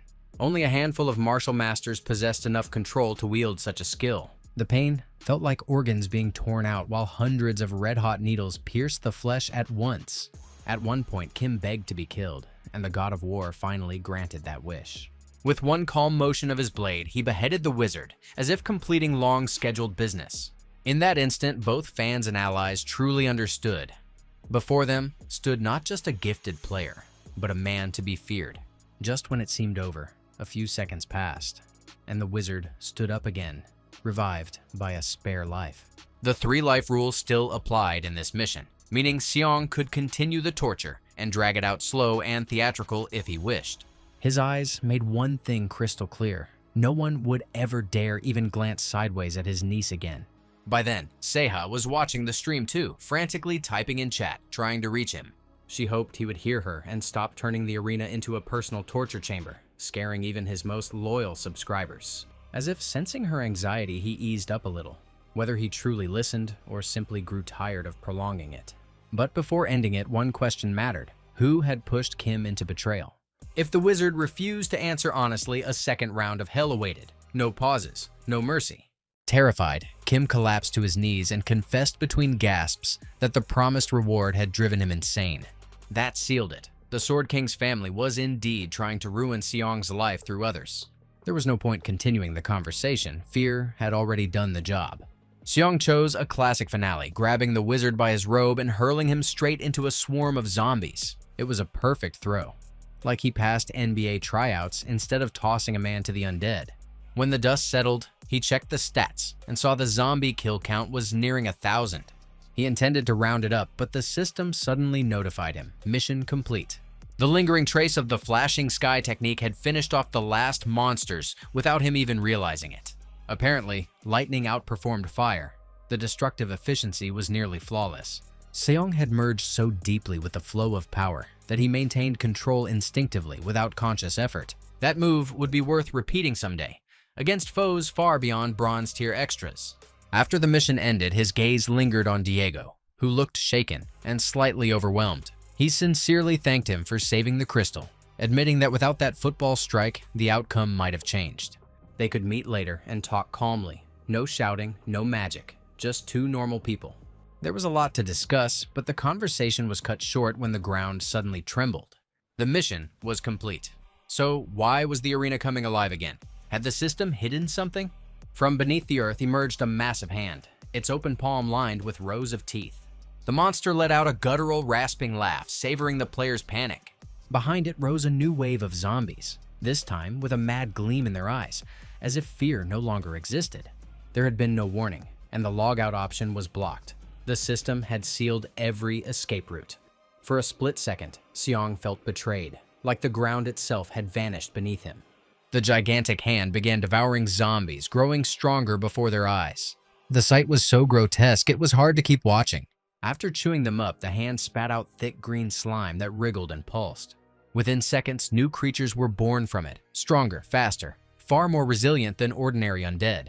For the Bronze League, such a monstrosity was absurd, clearly an anomaly or system glitch. The corpse golem could erase unprepared players in minutes, especially those already exhausted. The system coldly clarified. After clearing the area, a second quest had been activated. Crystal defense was no longer required. The sole objective now was to destroy the source of the threat. Players from other towers looked stunned, standing frozen as if paralyzed. Fear shackled them in place, forcing them to watch the nightmare instead of act. Only the crystal's blessing slightly narrowed the power gap between them and the beast. While Seong calculated options, the blonde warrior beside him spiraled into panic. He kept insisting even Gold League fighters would struggle, as if words could replace strategy. Yet strangely, the system offered a worthy reward for victory. Beyond experience, players were promised a crystal fragment, a rare resource capable of significantly enhancing its owner. While others exchanged nervous glances, Seong made it clear he had no intention of retreating. He tightened his grip on the sword, activated Heavenly Step, and prepared for the main clash of the night. The golem could only be defeated by destroying the core hidden deep within its monstrous body. The undead titan possessed colossal health and size, making any frontal assault nearly suicidal. To reach the core, one would have to exceed personal limits. Even in the Gold League, such a boss was considered a serious trial. And despite all his past life experience, Seong understood clearly. This would be one of the hardest battles he had faced in a long time. All his life, he had never backed down from a challenge, so he launched forward so violently it felt like he had flipped on Superman mode for real. The most basic technique of the nameless martial arts is called the 3 talents of martial devotion. It is built on 3 pillars: heaven, earth, and human will, each adding its own nature to the strike. Heaven embodies the sky itself, channeling the force of a vertical slash crashing down from above. Earth grants stability and control of the surface, turning a horizontal blow into an unstoppable shockwave. And man binds the 2 forces together with intent, forging them into a piercing thrust that cuts straight through anything. This triad of the nameless arts is capable of splitting not just an enemy, but an entire mountain. The 3 talents converged at a single point, compressing their full might into one devastating strike. By the time the monster sensed the threat, it was already too late. The space around it had begun to fracture. Its body was torn clean in half, and the crystal at its core shattered under the pressure along with its master. Everyone who witnessed it would remember that day forever. The day Seong made them believe miracles were real. With a single swing, Seong Jihon erased a corpse beast considered boss tier even in the Gold League. The bonus quest cleared instantly, and a tidal wave of donations flooded in from stunned viewers. As he brought the sword down, Golden Light felt a chaotic storm of emotions he couldn't even categorize. Fear, despair, awe, and wild anticipation clashed inside his chest all at once. It felt like watching the first GTA 6 trailer and realizing he might actually live long enough to see release day. At first, he saw it as perfect streaming content, but now it felt like divine revelation descending from the sky. He wanted to capture every frame of this war god, who would one day become the strongest player and streamer on the planet. Golden Light swore he would film the birth of a legend up close, no matter what it took. Yet, despite his devotion, no true bond formed between them. If anything, the distance only grew wider. Instead, that moment marked the beginning of something different between Seong Jihon and Diego Maciel. It should be noted that the rest of the Bronze League players were far less fortunate. The monsters proved too powerful and merciless, nearly impossible to stop. The result was predictable. Even coordinated teamwork failed to save most towers. Only the War God and his allies held their ground and prevented their tower from falling. They cleared the bonus objective, earned triple experience, and claimed a crystal fragment as a trophy. Before logging out, Seong proposed a private meeting with Diego. He wanted to share insight about abilities, and the look in Diego's eyes showed he was deeply intrigued. It would be foolish to discuss everything now. Better to rest, cool down, then meet over lunch and break it down calmly. Seong was clearly hinting at a class change, and had anyone else suggested it, Diego would have brushed it off. But this was the man who had just soloed a boss, and ignoring him was not an option. If there existed a special class perfectly suited for someone like Diego, he was ready to risk everything to grow stronger. Hearing this, Golden Light hurried to ask for a few tips of his own. The clingy streamer had already imagined they were best friends about to grind side by side. He was bluntly informed that the best he could hope for was a seat behind the scenes as an editor. If he wanted more, he would need to find another idol. After that, Xiong simply vanished. No explanation, no dramatic farewell. Viewers were losing it, laughing hard at the blonde who couldn't hide his crushed expression. After the long war phase, returning home felt almost like a reward itself. Xiong quickly calculated the earned points and analyzed the growth of each stat with precision. The crystal fragment disappointed him slightly. He had expected a more tangible edge. Divine Blessing fully reveals itself only in saint-level supports who dedicate themselves entirely to the role. It empowers allies and grants the team a serious battlefield advantage. In higher leagues, such skills are mandatory for survival, but at his current tier, their value is limited. Besides, the item can only be used once in bronze and silver leagues. However, another unpleasant discovery awaited him.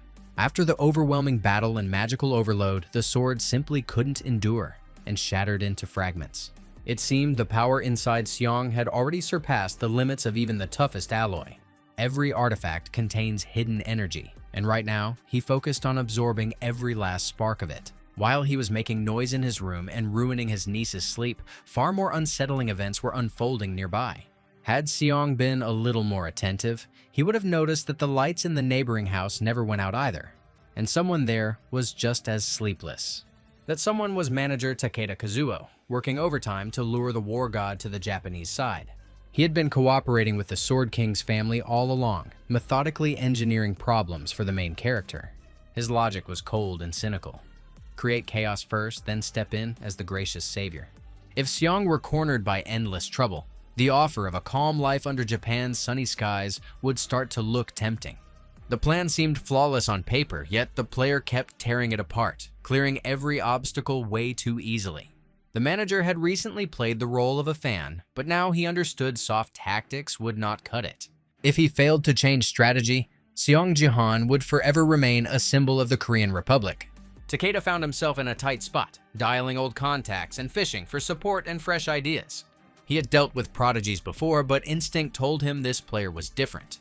The Japanese government refused to intervene without proof, demanding hard data on Xiong's potential. That was why the manager was now hunting for access to the war god's status window. With those numbers in hand, he could present them to authorities and secure serious backing. For such a delicate operation, he needed an ally willing to act without hesitation. And he knew exactly the woman for the job. The same one who once helped sway the Sword King. Seong felt their paths would cross sooner or later, and his instincts warned that the moment was near. He needed to level up fast and learn to defend not only against blades, but against seductive manipulation. Otherwise, he risked becoming a puppet just as quickly as the Sword King once had.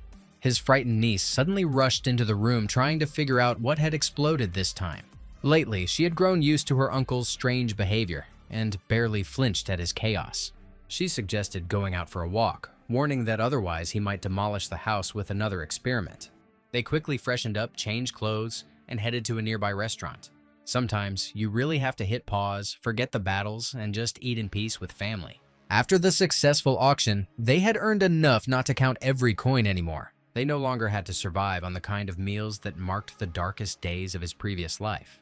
Seaha chose that moment to reveal an important decision. Calmly, she said she wanted to return to school because she felt it was the only right path forward. Xiong gently tried to dissuade her, admitting he worried about her emotional state. She had just endured her father's betrayal, and from the outside it seemed like she did not need extra pressure. But everything was about to change, because she would soon turn 18.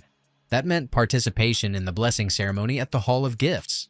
Even through hard times, Seaha had awaited that day, hoping to receive a rare and powerful gift. Everyone knew a high rank could transform an ordinary person into a genius and unlock a brilliant future. Xiong, however, knew the truth. In the original timeline, she received the lowest possible rank. That moment shattered her confidence more than anything else, even though she had endured fate's blows until then. He refused to relive that story, yet he had no clear idea how to rewrite her destiny.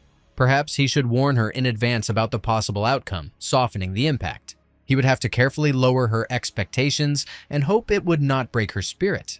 In the end, he allowed her to return to school and, to cheer her up, offered her access to his car. The evening ended peacefully, and for the first time in a long while, they simply felt happy.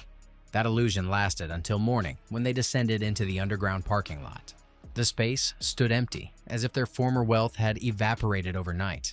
Once, the lot had been packed with luxury cars flaunting insane price tags. Now, it turned out that almost all of them had been sold off by the government. Seaha was already preparing herself for bus rides when Seong noticed the final remaining vehicle. Calling it a car felt generous. It looked like it had been assembled from a tutorial titled How Not to Build Anything. The keys lay inside, a clear sign that even a thief did not consider it worth the effort. Letting a kid drive that mechanical disaster would be grounds for losing parental rights. Seong did not care. He took the wheel himself, determined to drive his niece to school, even if the car fell apart halfway there. When they rolled up to the Battle.net Academy, that rusty bucket of bolts instantly sparked a brand new conflict.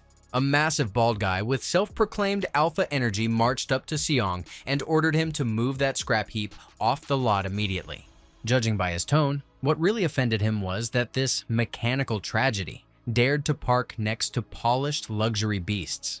The war god calmly asked him to watch his mouth and remember that basic manners still exist.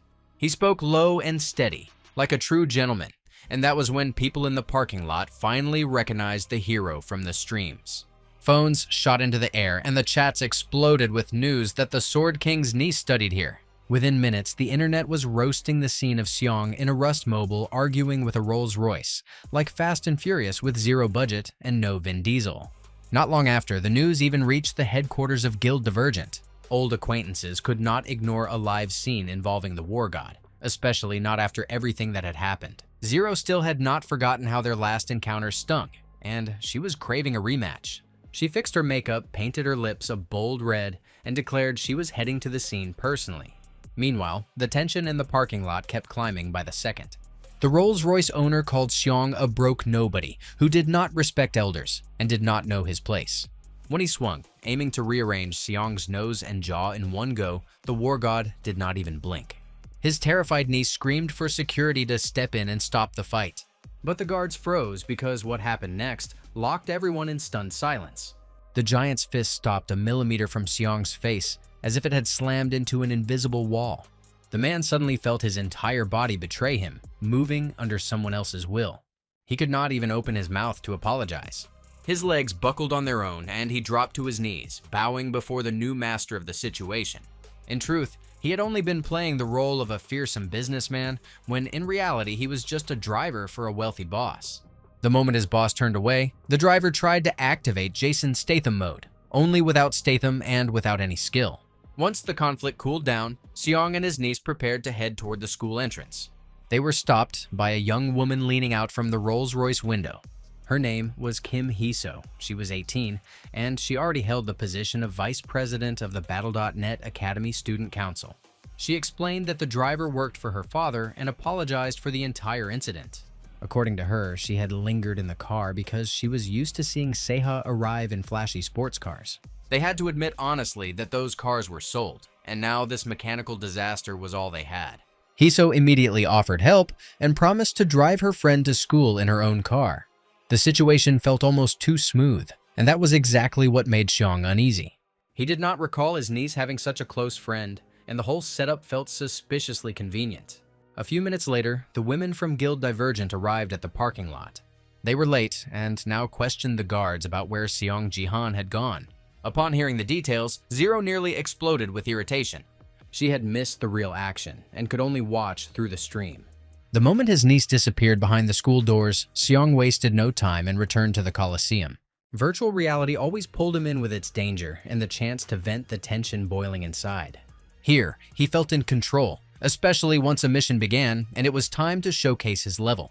The Nameless and Divine Arts were steadily pushing him beyond the limits of the Bronze League. He repeatedly used the shimmering sky step technique, refining it until it became instinct. Nearby players stood no chance and scattered like bowling pins after a perfect strike. During combat, it became clear that the higher his concentration, the deadlier the technique. After the first wave, Seong noticed that a few players had somehow survived. They realized they had ended up in the wrong place at the wrong time, but retreat was no longer an option. Each of them had seen the stream where the war god erased the corpse golem in a single blow. For the Bronze League, that moment had been a disaster-level event, thunder cracking across a clear sky. There was nowhere to run, and within seconds the arena filled with dying screams. Like a natural disaster, he swept through the coliseum and reclaimed first place once again. This victory unlocked access to a dungeon map and granted additional experience points. Dungeons only become available after level 15, and that is where the real fun begins. Unlike regular maps where you just brawl until the last man standing, a dungeon forces you to dodge lethal traps, wander through twisted labyrinths, and crack brain-melting puzzles. Surviving solo here is nearly impossible, and even the system straight up recommends teaming up instead of playing lone wolf hero.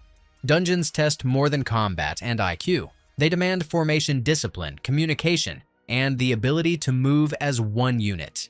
The problem is, half the server already hates Seong, and entering a dungeon with people secretly craving revenge is basically signing up for betrayal.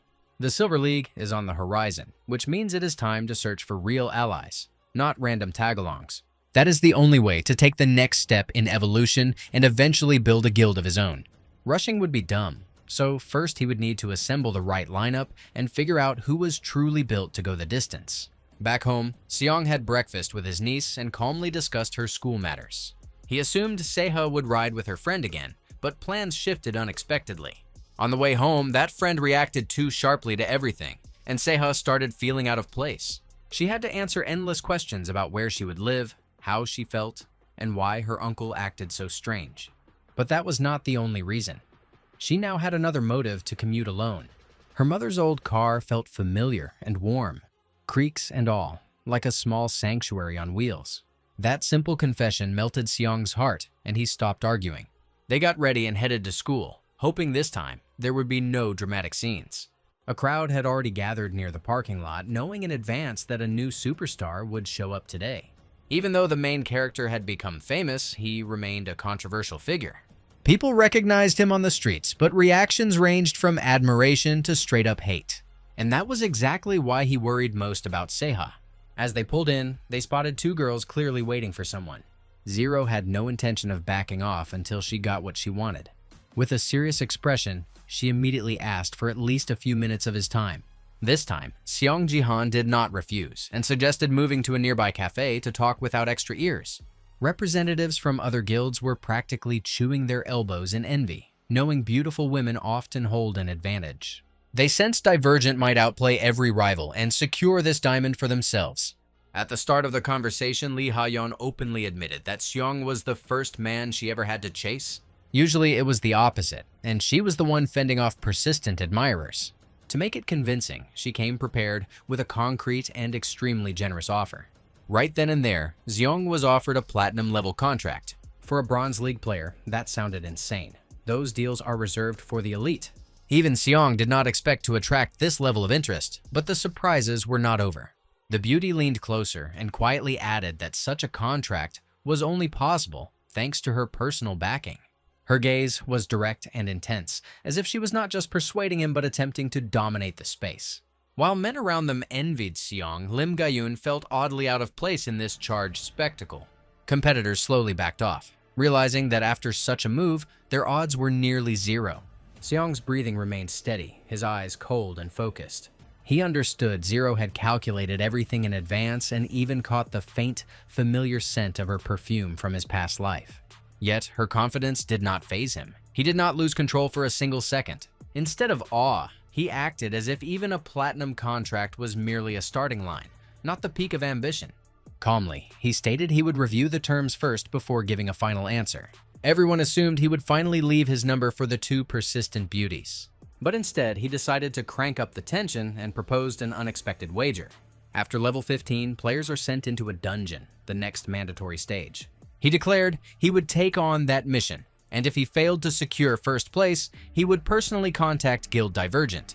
The girls knew Seong had too many enemies, and entering a dungeon solo was nearly a self-issued death sentence. The bet looked favorable for them, yet they wanted to know what he demanded in return. After a brief pause, Seong revealed his condition. He wanted proof that she truly was the Zero he knew. so she would have to show her system status window.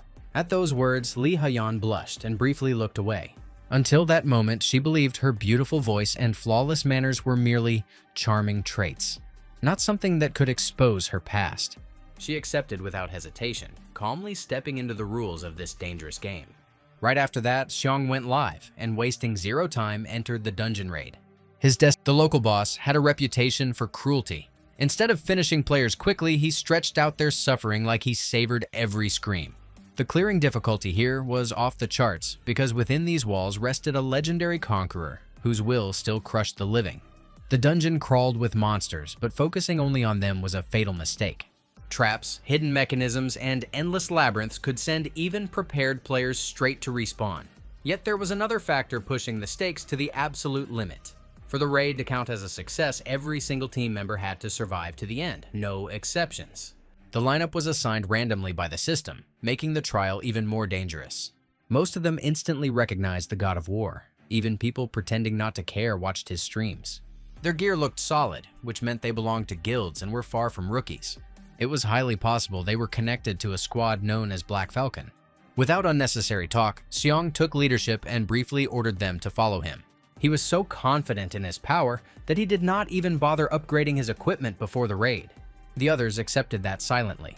No one dared argue with a man who had already become a streaming legend. At first, the full survival condition bothered him, but there was no obvious tension inside the team.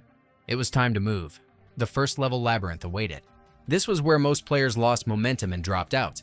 The Conqueror's Tomb shattered normal logic. Here, the beginning was never easy. Guardians rose as if from pure darkness, forming a tight ring around the squad. The allies tried to analyze their tactics, not realizing that with the God of War around, overthinking was pointless. All they had to do was stand behind him and avoid getting in the way. He would handle the rest. One strike was enough to make it clear. Today, Seong was locked in. No warm-up, no slow build. He went straight into maximum clear speed mode. The others watched in silence, as if someone had turned on a Jackie Chan masterclass at double speed and told them to keep up. It was worth noting that the tomb had multiple possible routes. Each team received its own path leading to the 7th level. The overall difficulty was similar, but the traps and corridor layouts varied. The players struggled just to keep up with their captain. They had never seen a bronze tier player shatter monsters as if they were fragile sand statues. The chat exploded, donations pouring in to fuel this insane pace. The main fan sent another massive sum and mentioned having emailed Seong personally.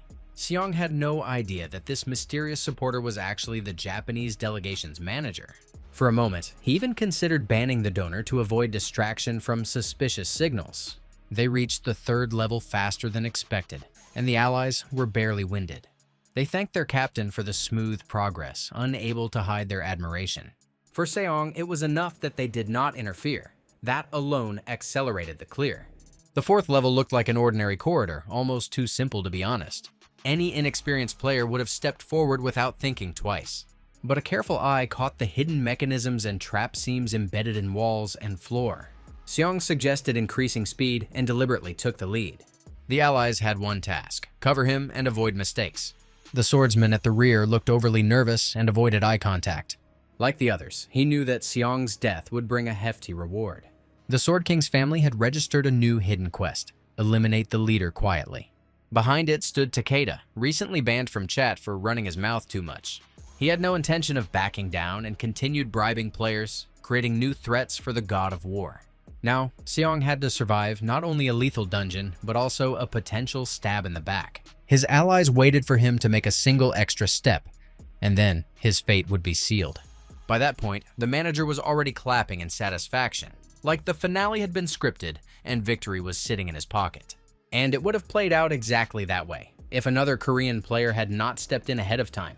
Golden Light warned his idol at the last possible second, practically yanking him out of death's jaws.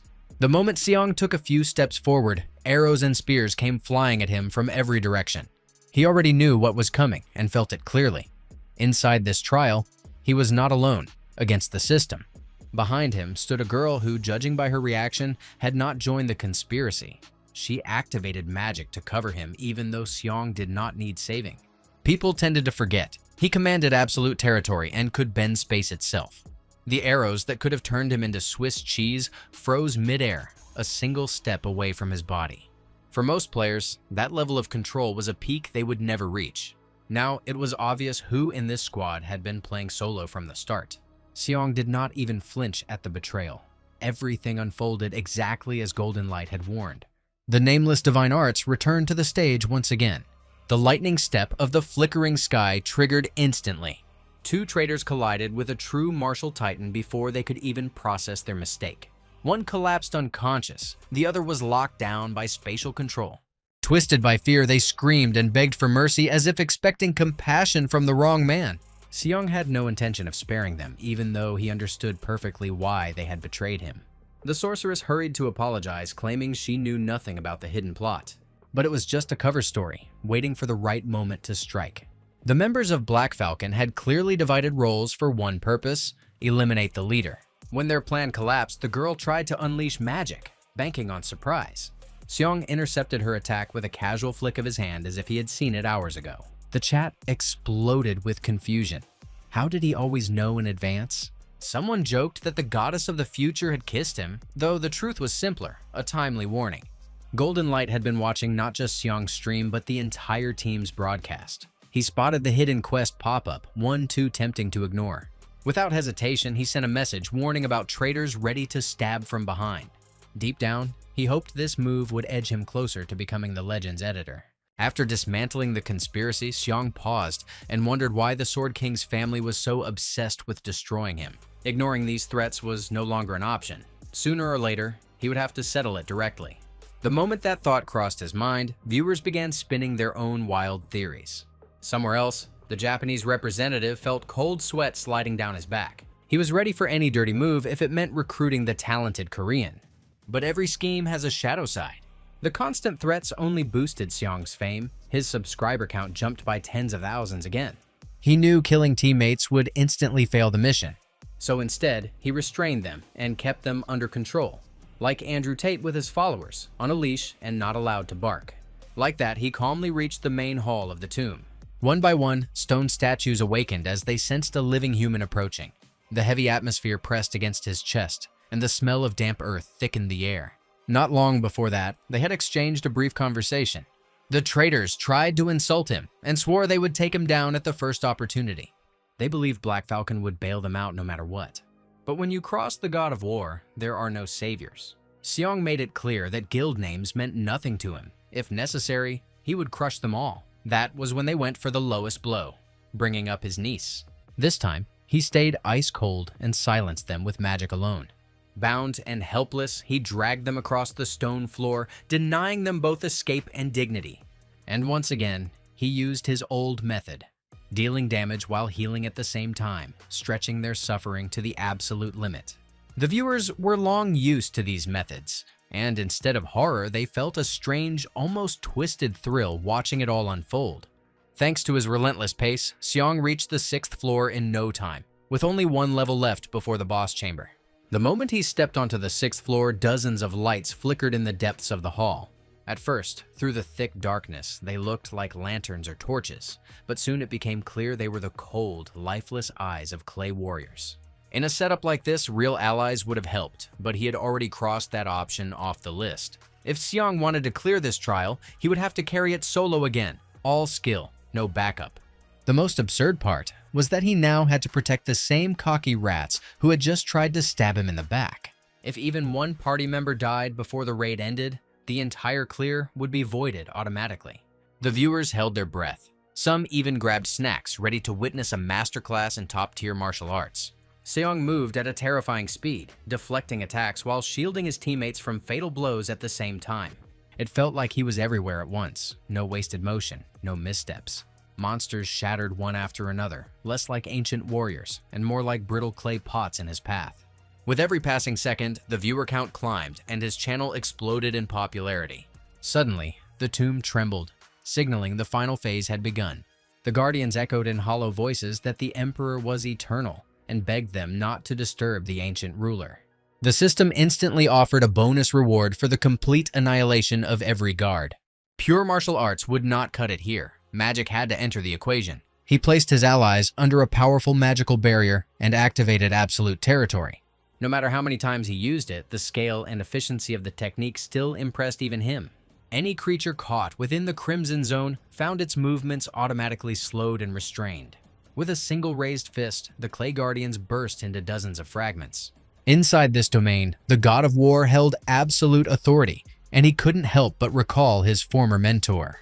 Mr. Williams had once used this skill merely to amplify mana, never unlocking its true destructive depth. Seong had taken it far beyond that, elevating the ability to an entirely new level of control.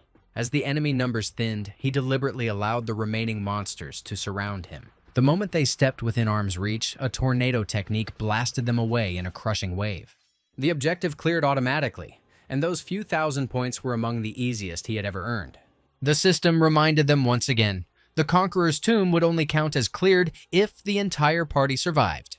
Massive doors creaked open, and the Emperor's voice thundered through the hall, declaring that those greedy for gold always leave empty-handed.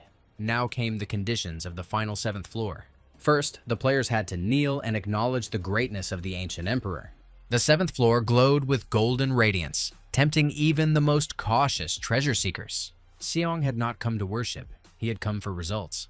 Traditions meant little to him. For the sake of progression, he was even willing to temporarily free his captives. He then took them under spatial control and strode forward with calm confidence. His current stats allowed him to expand both the radius and strength of absolute territory. That level of output was exactly what was needed to face an ancient emperor. The distance to the throne was short, but his energy barely sufficed to control his allies simultaneously. The chat exploded with speculation, everyone trying to predict the outcome. Instead of attacking immediately, the players slowly dropped to their knees and bowed before the emperor. The great ruler seemed satisfied and offered them a chance to return from where they came. The system confirmed the 7th floor was automatically cleared, and the return gate had opened. The question hung in the air. Was it really that simple? And where was the promised battle? The traitors exhaled in relief, grateful to have survived. What they did not understand was why their leader was not rushing toward the portal. Seong had fulfilled the hidden condition by showing the emperor respect. He received several thousand points and felt the exchange had been profitable. Then his gaze locked onto the massive arrow in the emperor's hand, larger than any spear. Without hesitation, he grabbed the nearest ally, using her like a tool. The emperor frowned, realizing their meeting was far from over. Seong hurled the sorceress forward, deliberately provoking conflict. The emperor's warhorse reacted instantly, eliminating the threat in one brutal motion. The remaining players trembled, understanding the real fight was just beginning. Seong prepared to demonstrate his true understanding of respect and strength. The gold scattered across the hall did not interest him. What truly mattered was the arrow held by the emperor. He fully grasped its value and saw it as the real reward of the raid. The emperor burst into booming laughter, clearly amused by the mortal's audacity. He found the boldness entertaining and promised a worthy reward to the brave challenger. Tension thickened the air as both opponents raised their weapons. While the god of war prepared to defend, the emperor drew the bowstring and aimed straight at his heart. The phoenix arrow burned with concealed power, and only a truly formidable warrior could hope to withstand its strike. Before the clash of two titans ignites, the camera shifts for a heartbeat to the other players frozen inside the hall. Every one of them is drained, gasping for air, choking on a suffocating heat that crawls through the tomb like living fire. Their bodies begin to smolder, HP bars melting down slow but relentless, while the war god's stream chat explodes with messages and wild donations. Seong is struggling too. Sweat blinds his vision, muscles burn, and his internal temperature creeps dangerously close to the red zone. He knows one thing.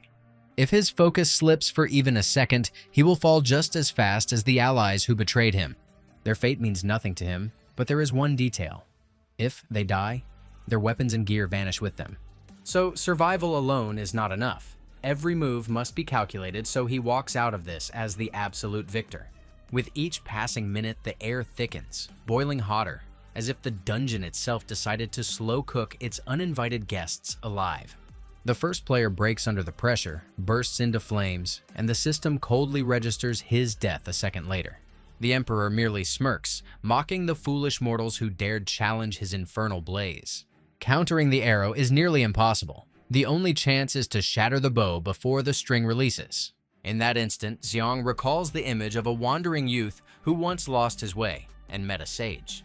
The sage promised guidance, but only if the boy endured the trial and accepted the price of power. They said a single flick of that sage's finger could illuminate a path and guide the next generation of warriors. From that legacy was born an evolved strike, fueled by devotion to the three talents and moving faster than human perception can track. Its destructive force was compared to detonation, energy so dense and concentrated it felt like reality itself cracking. Emperor and Seong strike at the same time, betting not just on raw strength but on precision and lightning speed. A single second of hesitation would mean death and eternal burial inside this tomb. Seong steps forward without fear, as if he has already survived every nightmare and no longer flinches at death. His strike lands perfectly, and in that same breath the Emperor freezes, realizing his artifact has split clean in two. For the first time in ages, the ruler of the tomb is genuinely intrigued by a mortal bold enough to challenge him and asks for his name. After a brief pause, he acknowledges Seong Jihon as the strongest warrior ever to enter his domain. That recognition alone is enough for him to bestow the Phoenix Arrow as a mark of respect and acknowledgement of strength. The viewers cannot believe it. Until now, the Emperor had crushed every challenger for years without exception. They part without wasted words, and before fading, the Emperor promises their paths will cross again on another battlefield. The world of Battle.net is vast, filled with arenas where destinies collide again and again. The Phoenix Arrow is so massive it resembles a spear capable of piercing solid stone walls. Such an artifact can only be claimed by mastering the path of the immortal sage and proving worthy of its power. When the time comes to unleash a strike that is truly fast and precise, Seong does not hesitate for even a heartbeat. The technique focuses on a single point, a thin blade of Chai energy balancing mana and kinetic force with surgical accuracy. With each battle, his control over the nameless divine arts grows sharper, chaos giving way to rhythm and structure. His movements become cleaner, his skills more stable, his power refined and deadly accurate. The Intergalactic League is still ahead of him, which means the grind never stops, day or night. The battle ends, but that does not mean everyone around him is dead. The archer is still standing, and that means the conversation can no longer be postponed. To move forward without the weight of doubt and betrayal, old debts must be settled here and now. Seong is not the type to let someone who aimed a blade at his back simply return to normal life. He lifts the Phoenix Arrow, feeling its weight and hidden fury, and decides its first true test will not be against monsters, but in a real personal fight. The outcome was inevitable. The archer fell to an arrow he had always treated like an extension of his own arm. The moment the mission cleared, Seong wasted zero time and logged back into reality, where Lee Ha-yeon and her bodyguard were waiting. The women from the Divergent Guild had not moved an inch, calmly awaiting the result of their wager. Of course, they had watched the entire live stream, witnessing every second of the Emperor's tomb battle. Another first place barely shocked anyone anymore. He farms wins the way Mr. Beast farms likes. Now, it was the guild manager's turn. According to the bet, she had to reveal her status window. For a split second, she hesitated, clearly searching for a way to slip out of her own promise. But the instant Seong activated the aura of the Phoenix Arrow, she dropped the excuses and opened the system window. There was no doubt left. Standing before him was truly Zero, the same woman he had once grown close to in his previous life. She hated discussing her stats, believing her upbringing and voice-related skills were too passive for someone working in a top-tier guild. Back then, even thinking about those traits made a cold wave of sadness crash over her like a silent tsunami. Others received flashy combat or rare gifts at 18, while she ended up with abilities that felt unimpressive and hardly respected. Now, Zero could not understand why the war god remained silent, almost forcing her to break the tension first. He only smiled faintly as if amused, though his thoughts were running in a completely different direction. Deep down, he was genuinely happy. Before him stood someone he once called a friend. At last, he pulled out his phone and personally asked for her number. The awkwardness vanished. He already knew she was someone he could trust. Technically, he could have just kept the business card Zero had handed him earlier, but he had to admit he had tossed it away back then, not expecting it would ever matter. From the outside, it looked suspicious. He studied her stats and suddenly showed interest. Zero did not grasp his motives, yet a strange pull kept drawing her toward him anyway. In the end, she swallowed her pride and gave him her number despite the recent tension. He smiled lightly and said he would call sometime, leaving her just irritated enough to keep thinking about him. What Seong did not realize was that it was not only adult fans watching his every move. Teenagers were losing their minds over this eccentric, confident menace. They burned every spare minute just to see what insane stunt he would pull next. While Seaha looked genuinely happy, her friend Hiso seemed tense, clearly lost in heavy thoughts. She refused to believe the Emperor's tomb could be cleared that easily. It felt off, like the game's logic had glitched. Just a month ago, she had walked near Seong's house with Seaha and seen him step outside. Back then, he looked like an unemployed drunk who had given up on life. Now that same so-called loser had become his niece's pride and a streaming superstar. With everything happening, Seaha almost forgot her 18th birthday was right around the corner. On that day, she would officially become a player and see her own status window for the first time. It would grant her access to raids, missions, and a life colored by real adventure. Academy students always look forward to their first training sessions, but the gift received at 18 matters far more than any class. That system blessing determines whether society views a player as average or gifted. Seaha's parents possessed outstanding skills far beyond normal standards. Now, even her uncle had awakened his potential and looked like a straight-up comic book hero. Seaha barely doubted she would receive an equally dazzling gift and already pictured her own rising popularity. Yet, anxiety betrayed her. She shifted from foot to foot and chewed her nails whenever her birthday was mentioned. Hiso tried to encourage her, insisting the day would become the happiest moment of her life. She even promised a personal gift and hinted mysteriously that it would be something special. But for a brief second, a cold glint flashed in her eyes, as if something else hid behind that smile. While her true intentions remain unclear, the scene shifts to the training grounds of Japan's elite players. The arena there looked like a storm had just torn through it. In reality, it was simply the aftermath of the Sword King's relentless training sessions. Recently, he had grown noticeably stronger, his abilities stepping into a new tier altogether. Now, he eagerly awaited his first official appearance in just a few weeks. A reminder to everyone, Korea and Japan are preparing for a showdown to decide which side stands supreme. And with that, the scene returns to Seoul, to the headquarters of the Divergent Guild. It looks like Zero is dealing with serious family drama. Her father once again tries to marry her off to a man she feels neither love nor respect for. These endless clashes drained her emotionally, and the tension inevitably bled into her work and every decision she made. Lim Gayun had seen her boss in this state before and chose silence, afraid that one careless word might pour gasoline on the fire. Her father stubbornly kept presenting new suitors, dreaming of grandchildren and tighter family influence.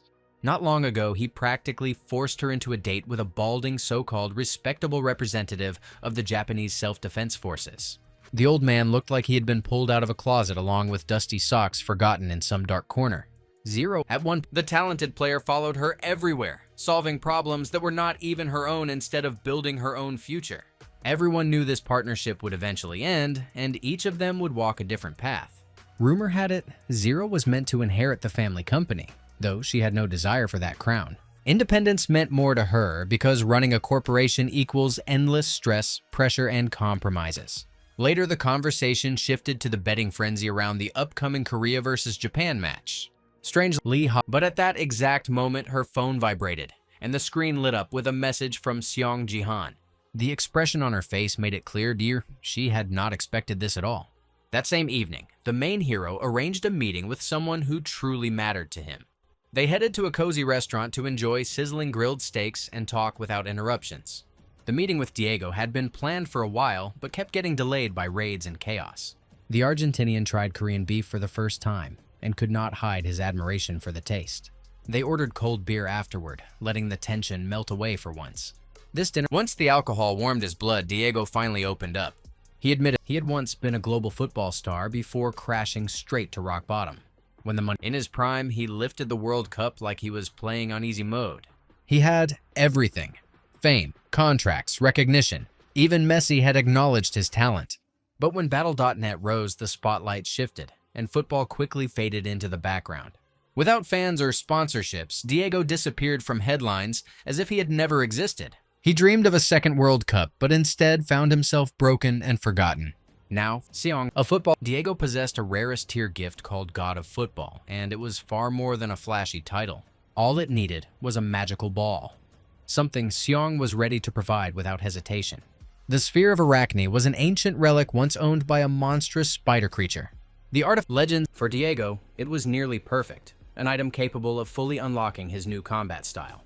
In a previous life, he had become the strongest mage of his era, and that road was already familiar to him. The relic earnings Xiong. That naturally raised a logical question. What did Xiong want in return? The answer: once Xiong reached the Silver League, he planned to establish his own team and gather the strongest players under one banner. What he showed on the phone made the former football star blink nervously, his mouth going dry as if the air itself had grown heavier. A similar chill ran through Lee Ha-yeon when she opened the War God's message and read every single line with deadly focus. Xiong confidently claimed the final score would be 3-1 in Japan's favor, and even listed the MVPs of each individual match.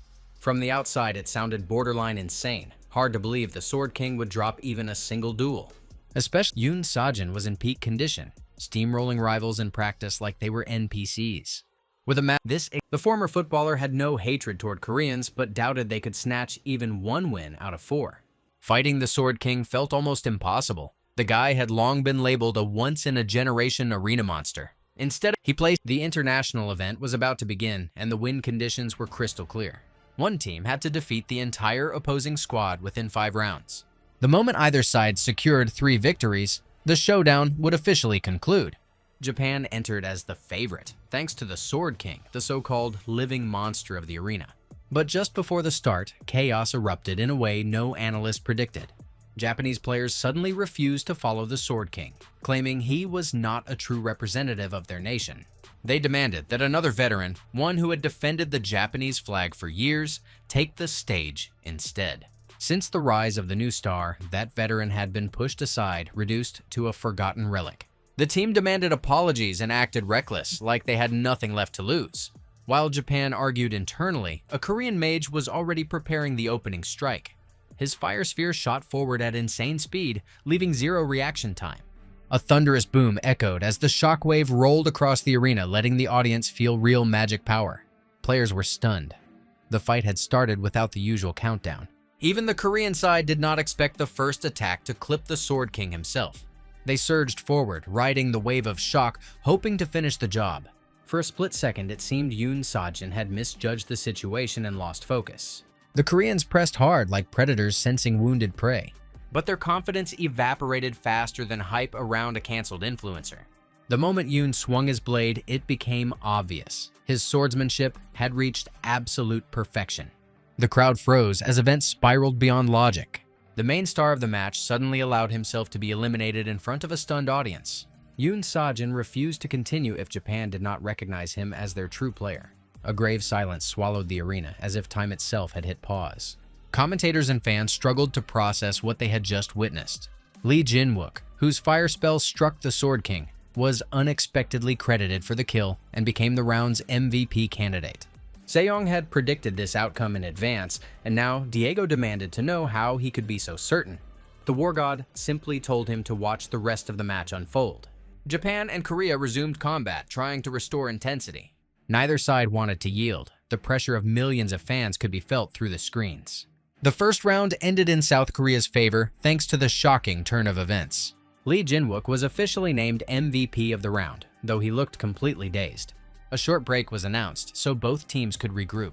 The Japanese side demanded explanations, branding the Sword King's actions as betrayal. He represented their nation, yet acted as if pursuing only personal goals. In response, Yoon Sajin labeled his teammates a collection of amateurs incapable of strategic thought. He declared that Japan kept losing to Korea because of their weakness and inability to evolve. And if the team refused to recognize him as captain, he would continue sabotaging matches, even if it meant dragging himself down with them. Now every Japanese player had to choose, win under his banner and accept his leadership, or stubbornly walk alone and lose solo. Their faces said it all. Nobody planned on flying home with another humiliating L. Not after the entire world had already crowned them the undisputed favorites of this showdown. Meanwhile, the Korean side was celebrating the first win, mentally debating what drinks would headline the victory party. They believed Japan would crumble after that shock, but round 2 flipped the script instantly. A merciless aura of death spread across the arena, invisible pressure squeezing the nerves of every fighter. The Sword King, now in flawless form, prepared to re-enter the race and remind everyone who ruled this stage. One swing of his blade was enough to slice 3 opponents in half like they were practice dummies. Lee Jinwook, MVP of Round 1, could only watch as his teammates were shredded without mercy. He stood just a step behind the front line, and that tiny gap was the only reason he was still breathing. Viewers clenched their jaws and looked away, unwilling to witness their heroes suffer a brutal humiliation. Even Jihon felt a flicker of discomfort, though events were unfolding exactly as he had predicted. The Sword King had snapped loose from the leash, and only a miracle could halt his rage now. At times, it looked like he moved through enemies the way a red-hot blade melts through butter. He felt more resistance during practice than in this official match. While Korean fans wiped tears of frustration, Japanese stands erupted in pure ecstasy. 2 flawless strikes were all it took to close out round 2. The score evened up, and the audience held its breath, though deep down, many felt the suspense fading. Round 3 began minutes later, and followed almost the exact same pattern. When Japan pulled ahead, doubts about the final outcome practically vanished. In round 4, Korea fought desperately to shift momentum, occasionally forcing solid exchanges. But the gap in raw level was painfully obvious, and even the most loyal fans sensed the inevitable. The moment the Sword King slightly increased his speed, resistance crumbled into dust. He toyed with them, as if unwilling to end the show too quickly before a global audience. To maintain tension, he allowed opponents to close in, parrying and showcasing defense for dramatic effect. But the instant a real threat appeared, he reminded everyone who the true predator was. Snapping magical restraints, deflecting heavy blows, and dodging lightning-fast strikes took him less than a second. It would be unfair to say Korea arrived unprepared. They had trained for months without rest, practically living in the gym, refining every motion. Yet sometimes the gap in innate talent is so vast that effort alone cannot bridge it. While the Sword King dominated the front line, the rest of Japan's roster played supporting roles. Even their own fans barely noticed them. Everyone knew who the gravitational center was. As the battle entered its final stretch, Yoon Sojin decided to raise the drama even higher. He hovered mid-air like Superman minus the cape, proving gravity was optional. The technique was dubbed the Flying Sword, and many initially assumed it was some slick visual trick. After the match, experts inspected the field for hidden artifacts or devices. Even skeptics had to admit it. The Sword King had learned to fly, no gimmicks attached. In the final phase, the arena sparkled and detonated, like it could barely withstand the pressure. Spectators felt like participants, sensing every breath and step of the fighters. It was time to end it, and the Sword King slowly raised his twin blades overhead. He drew them back wide, channeling every ounce of inner energy into one catastrophic point. The next strike resembled a tsunami erasing coastal cities without mercy. Organizers activated additional defensive layers to shield the audience from the shockwave. The spectacle felt so raw and overwhelming that many regretted not buying arena tickets. This was how a rivalry destined from the start was meant to conclude. Round 4 ended, and the final score of 3-1 sealed Japan's victory. It sounded more like comfort food for crushed fans, while the winners calmly accepted congratulations. Thanks to a perfectly timed bet, Seong not only cashed in big, but once again proved he was not just a fighter. He was a strategist, playing 3 moves ahead of everyone else. Still, a faint tension lingered on his face. Like behind that quiet winner's smile, something heavier was loading in the background. If their paths were destined to collide head-on, the nameless divine arts would have to evolve beyond anything he had ever reached before. Yoon Sojin possessed a highest-ranked skill himself, Absolute Dual Blade, and that was no flashy title, that was endgame territory. The pressure was real, but deep down, Seong understood one thing. Fear was not a reason to step back. No matter how monstrous the Sword King appeared, Seong Jihon would simply become stronger and rip victory out of fate's hands. Sooner or later, their clash was inevitable, and when it happened, it would be remembered as a battle between eras. At the same time, Zero was riding a full emotional storm, barely holding back a tremor of excitement. She trusted Seong's prediction and placed a modest bet, which by evening had transformed into a solid win. After a day like this, Lee Ha-yeon would have agreed to almost any request if Seong decided to make one. She still could not believe that a few taps on a screen brought that kind of money, like she had stumbled upon a hidden cheat code. But not everything was flawless, because profit came with painful losses. Zero had secured herself with a smaller bet on Seong's forecast. Yet, out of habit, she dropped a massive amount on a 3-0 sweep chasing the jackpot. The result was cruelly ironic. Seong's prediction hit, and she still ended up in the red. That is what happens when gambling clouds the mind, and someone starts believing they are smarter than everyone else. Meanwhile, back to Seong and Diego's conversation. They returned to the topic of the guild, and Seong officially offered him a contract. The former football star felt awkward, still not fully grasping why such terms were being handed to him. He genuinely struggled to believe he was considered such a valuable asset. Seong explained that calculating the future was a skill, one that could be trained and amplified.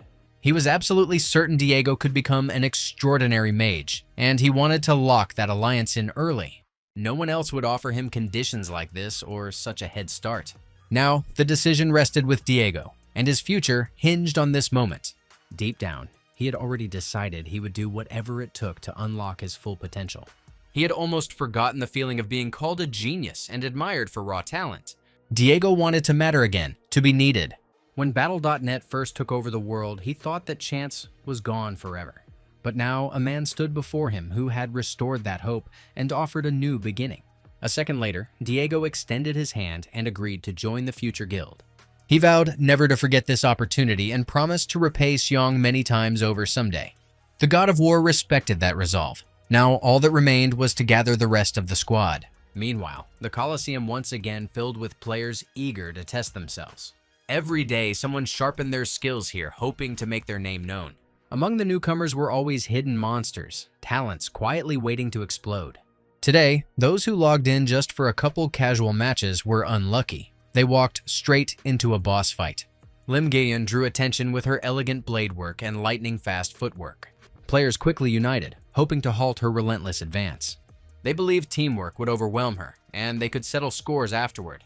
What they failed to grasp was simple. Even a group of warriors cannot always stop a truly gifted swordsman. The match ended, and Lim Gaeun once again claimed first place in the Coliseum.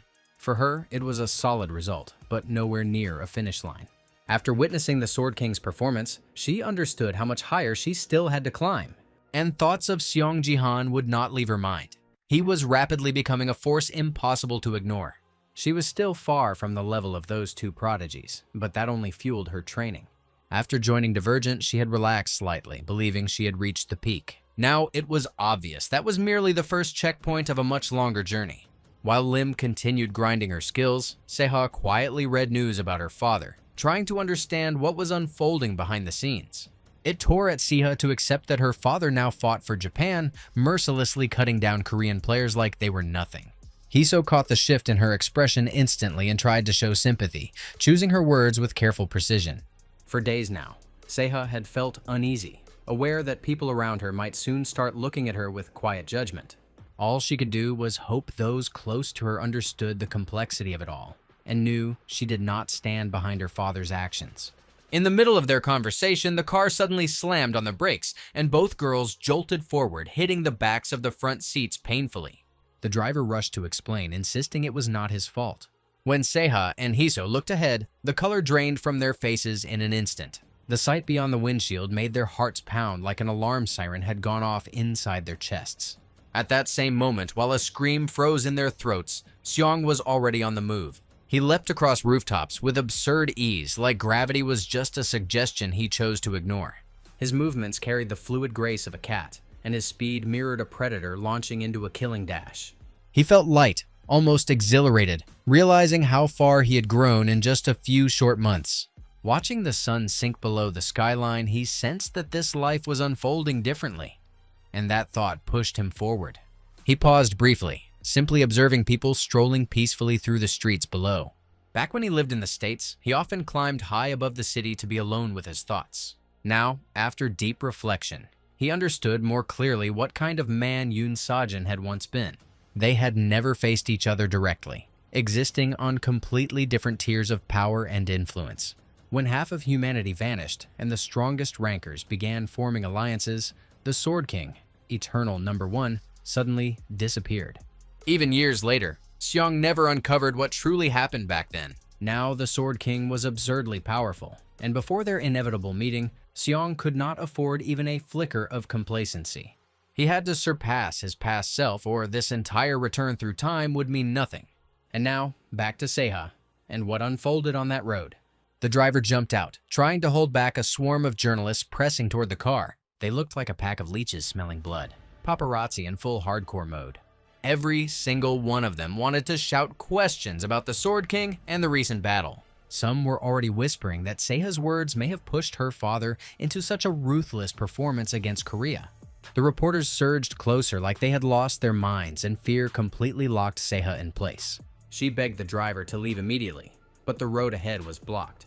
Panic swallowed her whole, and tears spilled out before she could stop them, unable to understand why this was happening to her. Then heavy footsteps echoed, followed by sharp words delivered with icy certainty. Jihon had arrived, and he instantly understood where this harassment was heading. He released a pulse of magic and scattered the journalists like mannequins knocked over by a shockwave. The ones who moments ago hunted for headlines instantly forgot their bravado.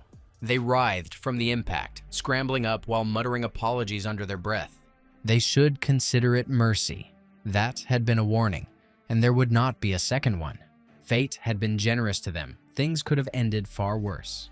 Too many cameras filled the city center. That alone restrained Seong from harsher measures. Calmly, he opened the car door and extended his hand to his niece. The moment she felt his warmth and protection, her fear dissolved like mist under sunlight. Hiso barely managed to say goodbye, pretending to worry about her friend. Only after Seong and Seaha turned onto another street did the wealthy girl allow her true emotions to surface. She lowered her head and burst into loud laughter, tears forming in her eyes from sheer amusement. The journalists exchanged confused glances, trying to process her reaction. It was no illusion. The CEO of Taewon Daily, the country's largest publishing company, was indeed her grandfather. It became obvious that the entire spectacle had been carefully staged to hurt Seaha. While Hiso revealed her true face, the Sword King was giving yet another interview. With chilling calm, he declared he no longer had a daughter and that his former life was dead to him. He demanded no more personal questions and vowed to serve only the Japanese nation. With every word, he created new storms, and Seong found it harder to contain the fire rising inside him. His niece had already endured the mob of reporters, and now her father's words shattered what remained of her heart. To shake off the weight of everything that happened, Seaha remembered that her uncle had promised to grant any wish if she found the Shadow Queen. She had fulfilled her side of the deal, and she had already decided exactly what she would ask for. The sudden turn in that conversation threw Seong off balance for a split second, leaving him looking genuinely caught off guard. By the next morning, he was back in the coliseum, ready to wipe the arena clean of weak, overconfident players once again. This time, he carried the Phoenix Spear, his focus razor sharp, like someone about to take a massive leap forward. The God of War allowed himself the faintest smile. Today was no ordinary day. He now knew where the Shadow Queen was hiding, and he was about to raise the stakes. His gaze swept across the crowd, and for the first time, he clearly distinguished her dark aura among the others. The dark elf stared straight at him, as if she could see not just his body, but his thoughts, fears, and intentions. He needed absolute confirmation that she was the Shadow Queen, and if she was, he would force her hand. The night before, his niece had shown him footage and confidently stated that the queen hid beneath a dark cloak. There was no 100% guarantee, but among all the candidates, this elf stood out as the most suspicious. At first, Seaha had studied the obvious elven queens, the ones sitting on thrones and radiating open dominance. They were too flashy, too theatrical, nothing like a shadow. But the elf in the dark cloak fit perfectly, silent, distant, almost invisible. The first thing Seaha noticed was her eyes. Black irises are extremely rare among elves, yet it was not just the color. There were too many coincidences stacking up. The elf always watched closely to see who would take first place, even before matches began. She observed Seong long before he became famous, before the crowds and hype. Seaha reviewed dozens of old matches, and the pattern repeated every single time. It was as if the Shadow Queen sensed the winner in advance, detecting the aura of strength before the first strike. The more closely the footage was examined, the stranger it looked. The key was not the figure itself, but her shadow, ignoring the low image quality. When zoomed in near her feet, a distorted, unnatural aura could be seen. Seaha had spent her free time analyzing every detail, refusing to give up. She truly wanted to help her uncle, even if the promised wish added extra motivation. Now it was time to voice her request, and the determination in her eyes made it clear she was ready. But before she could finish, the narrative snapped back to a new battle in the Coliseum. The God of War had just secured 10 rapid kills in a row, bulldozing through opponents like they were NPC fodder. He crushed not only players but monsters that tried to stall him. Now, it was time to fulfill his promise and shatter the spectator barrier. A powerful magical shield separated the arena from the audience, rivaling the spells of a grand archmage. It protected viewers from shockwaves, but it also concealed the elf's true nature. To unleash his magic eye at full capacity, he needed even the smallest breach. For that, he chose the Phoenix Spear he had claimed in the dungeon. He activated the 3 talents of martial devotion and amplified them through the path of the immortal sage. Combined with the artifact, the energy compressed into a single, hyper-focused point. There was no need to destroy the entire barrier, only to pierce it precisely. The first strike failed, forcing him to attack again and again in relentless succession. If you hammer the same spot long enough, even the toughest barrier cracks, like an influencer's reputation after one leaked screenshot. Xiong maintained the pressure until the magical defense finally fractured under the constant assault. The chat exploded, viewers losing their minds over what they were witnessing. But he ignored the hype, activating his magic eyes and locking onto the elf before the barrier regenerated. She had not expected that, and for a fraction of a second she lost control. Xiong met her black gaze and felt himself sinking into an endless ocean of darkness. A heartbeat ago, he stood in the arena. Now, it felt like he had fallen into someone else's reality. In that unknown space, for the first time in a long while, he felt like a pawn in the hands of a higher entity. A low, rumbling sound echoed from the void, and 2 terrifying eyes flared to life ahead of him. In the next instant, everything snapped, and Xiong awoke in his own bed. His head throbbed, his legs trembled, as if he had not fought one battle, but endured 2,000 brutal training sessions back to back. Then the memory of that encounter in the Bronze League hit him, and a chill ran down his spine, as if the nightmare replayed frame by frame.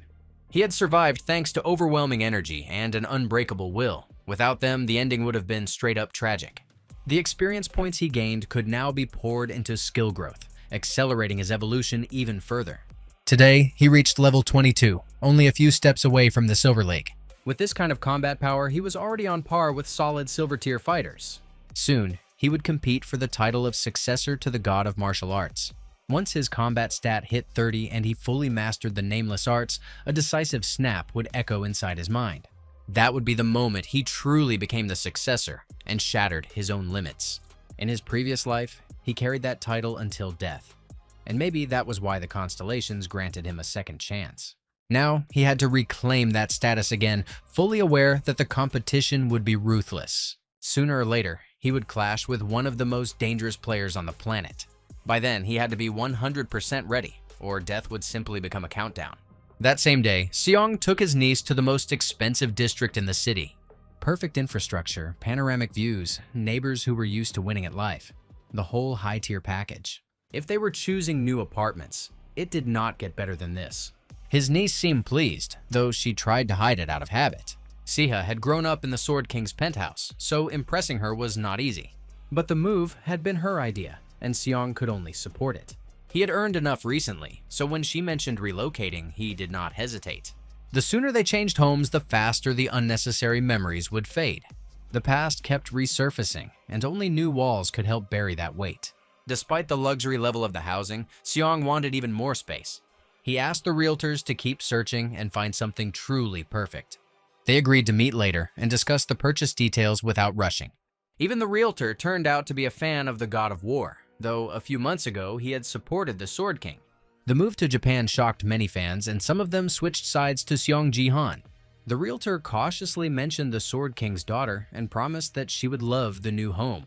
It was obvious that Seaha felt uncomfortable with the constant attention toward her father's actions. Situations like this had become too frequent, and for a teenager, that kind of pressure hits hard. If she failed to receive an outstanding gift on her coming-of-age day, the public pressure could become brutal. People would start whispering about the legend's failed daughter, and stopping that wave would be nearly impossible. That was why it was crucial to think ahead and rewrite the script before it played out. Meanwhile, those wishing them harm were still moving in the shadows. The granddaughter of the CEO of a powerful newspaper was currently discussing her plans. The guy beside her called her a two-faced snake, but those words no longer fazed her. He could not understand why he so hated the friend she drove to school with every single day.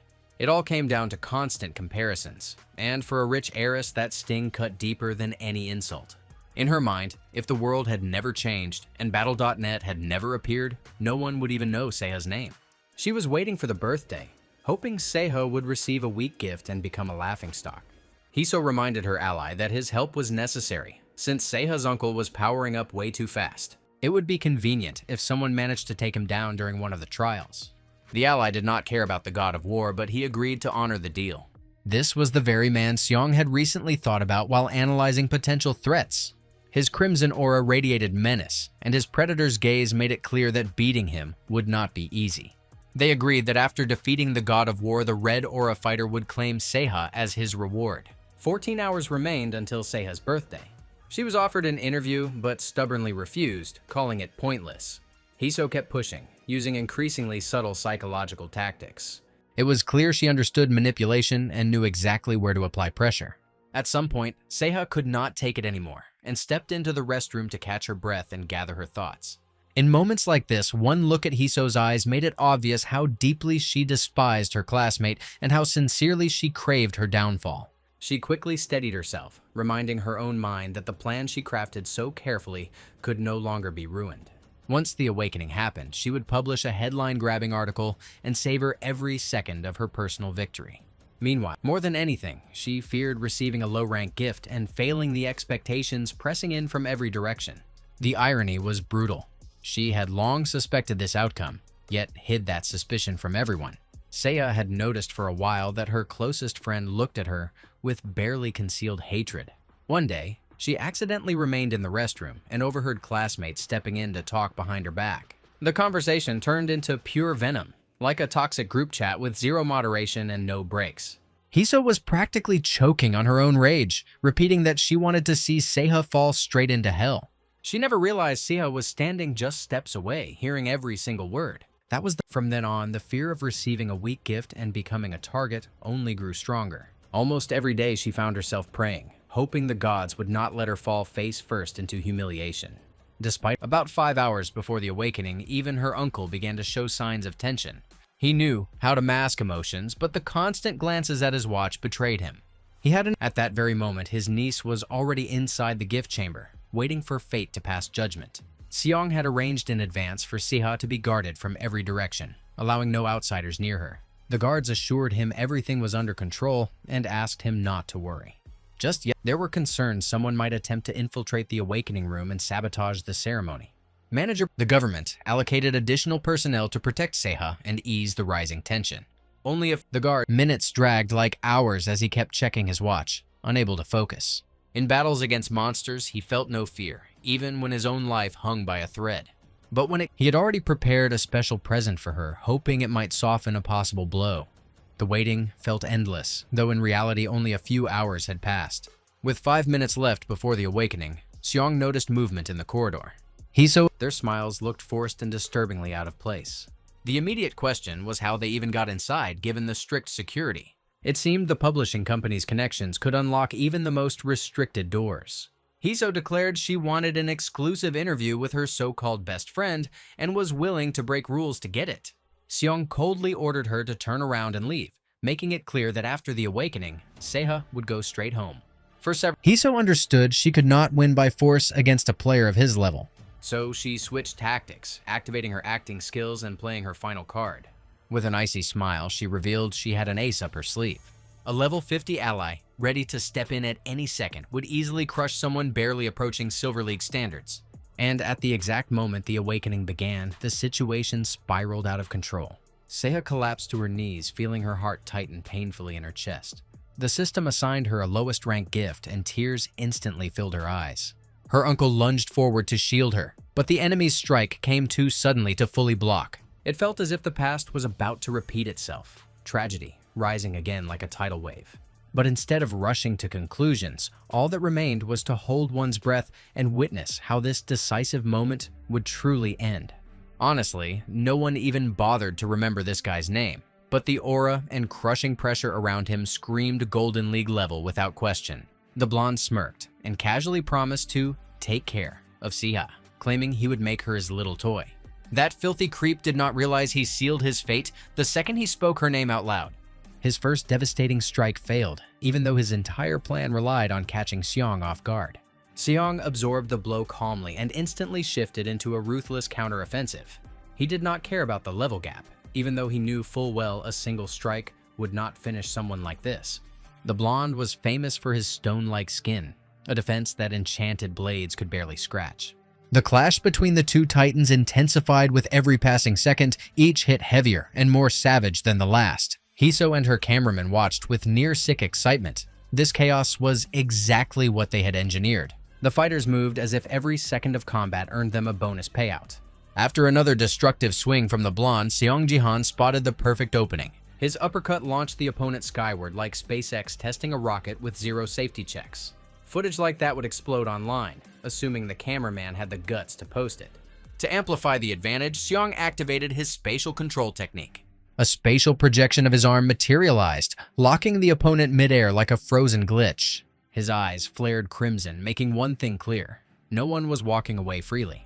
The blonde no longer looked like a terrifying warrior, but like a bitter thug life had punched too many times. To ensure he never came near his family again, Seong intended to leave a mark he would never forget. The cameraman suddenly realized things had gone nuclear, ditched Hiso, and bolted to save his own skin. Hiso stood frozen, watching her brilliant plan crumble into dust. Rage and hatred stabbed at her insides like a swarm of needles. By then, Seaha had stopped crying and forced herself to regain composure. She understood tears would change nothing. Life would keep moving forward regardless. Yes, her dreams had cracked, but that did not mean her future was over. A player career might be out of reach now. With a gift like hers, competing would be brutal. Even surviving Bronze League without serious preparation would be nearly impossible. When she stepped out of the awakening chamber, the sight before her was something she never expected. Her uncle had just beaten some guy senseless, leaving him bald like a plucked chicken. Seong briefly explained the punishment was deserved and not worth sympathy. Hiso nearly choked on her own fury, accusing the god of war of attacking an innocent person. She reminded him of her grandfather's influence and the consequences awaiting anyone who touched her family. Seong did not care. He could not be manipulated, not even by a president. In response, Hiso vowed to unleash a flood of fake news and turn their lives into hell. She swore society would crush them and strip them of everything. For the first time, Seaha saw her classmate's true face and realized some people rot from the inside for years. Seong did not look worried at all. He seemed ready to tank any media assault. If necessary, he would calmly leave Korea with his niece. Hiso, however, was unlikely to survive the fallout of her own schemes. Justice eventually circles back to those who try to destroy others. Seong intended to make sure she would never forget the price of crossing the god of war. Magical flames suddenly engulfed her body, and in that flash, Hiso did not even have time to scream. The guards outside saw only a blinding pillar of light impossible to ignore. After that, uncle and niece calmly walked to the parking lot and got into their half-falling-apart car. Seaha looked crushed, but she worried more about her uncle than herself. After all, Taewon Daily was the largest media corporation in the country, with influence stretching everywhere. Seong gently reassured her, promising everything was under control. Then Seaha. Words failed her. In a single moment, every dream of glory had turned to dust. Seong said nothing. He simply extended his hand and opened his status window right in front of her. On his own awakening day, he had received a lowest rank gift as well. He just never made a big deal out of it. That alone proved one thing. A weak start is not a death sentence for someone with ambition. If a player decides to become the best and is ready to grind until their bones scream, no rank can chain them down. A gift might make the road smoother, but it never decides fate and definitely does not cancel a career. After that, he explained that this tiny golden artifact could guide its owner even through the darkest forests in the world. Before time rewound, the second-ranked player on the planet had been Jin Yuhua from China. The irony was brutal. On her coming-of-age day, she also received a lowest-ranked gift called Late Bloom. Back then, it made zero sense how such a modest ability carried her all the way to the top of the rankings. Late Bloom hid a unique mechanism that doubled growth speed under the right conditions. But the more trials she survived, the faster she evolved. Her progress eventually exploded like a hidden multiplier kicking in. As for Seong's present, the artifact was called the Monocle of Hermes from Olympus. This item was not about raw power. It was a reminder that despairing too early is the real mistake. The sadness slowly faded, and for the first time that day, genuine hope lit up Seaha's heart. She still had a shot at becoming one of the strongest, if she chose persistence over self-pity. When his words truly sank in, tears welled up again, but this time not from pain. from relief. She deserved a second chance. She had endured far too much for someone her age. Her father had publicly disowned her, declaring he no longer had a daughter. Her life had turned into public gossip, and everyone felt entitled to pour in a little more poison. The fear of receiving a useless gift had been gnawing at her in silence. Now, Seaha, he just smiled and promised to cook a dinner worthy of a real celebration. The table was soon filled with dishes, as if he had been preparing for this day all along. While the birthday girl tried to smile, her former friend's situation was far darker. After her encounter with magical flames, Hiso had lost not only her hair, but also her eyebrows and eyelashes. She looked at every slight sound, she pulled her hat lower, hiding her humiliation from the world. A security guard brought camera footage, barely hiding his satisfaction. After watching it, Hiso unexpectedly smirked. In the video, Seaha looked crushed and close to tears. Hiso concluded that her rival must have received a weak gift. Even in her own miserable state, that assumption was enough to make her feel like she had won. For now, let's shift focus to the player known as Golden Light. To friends, he was just Mr. Golden, though lately he barely spoke to anyone.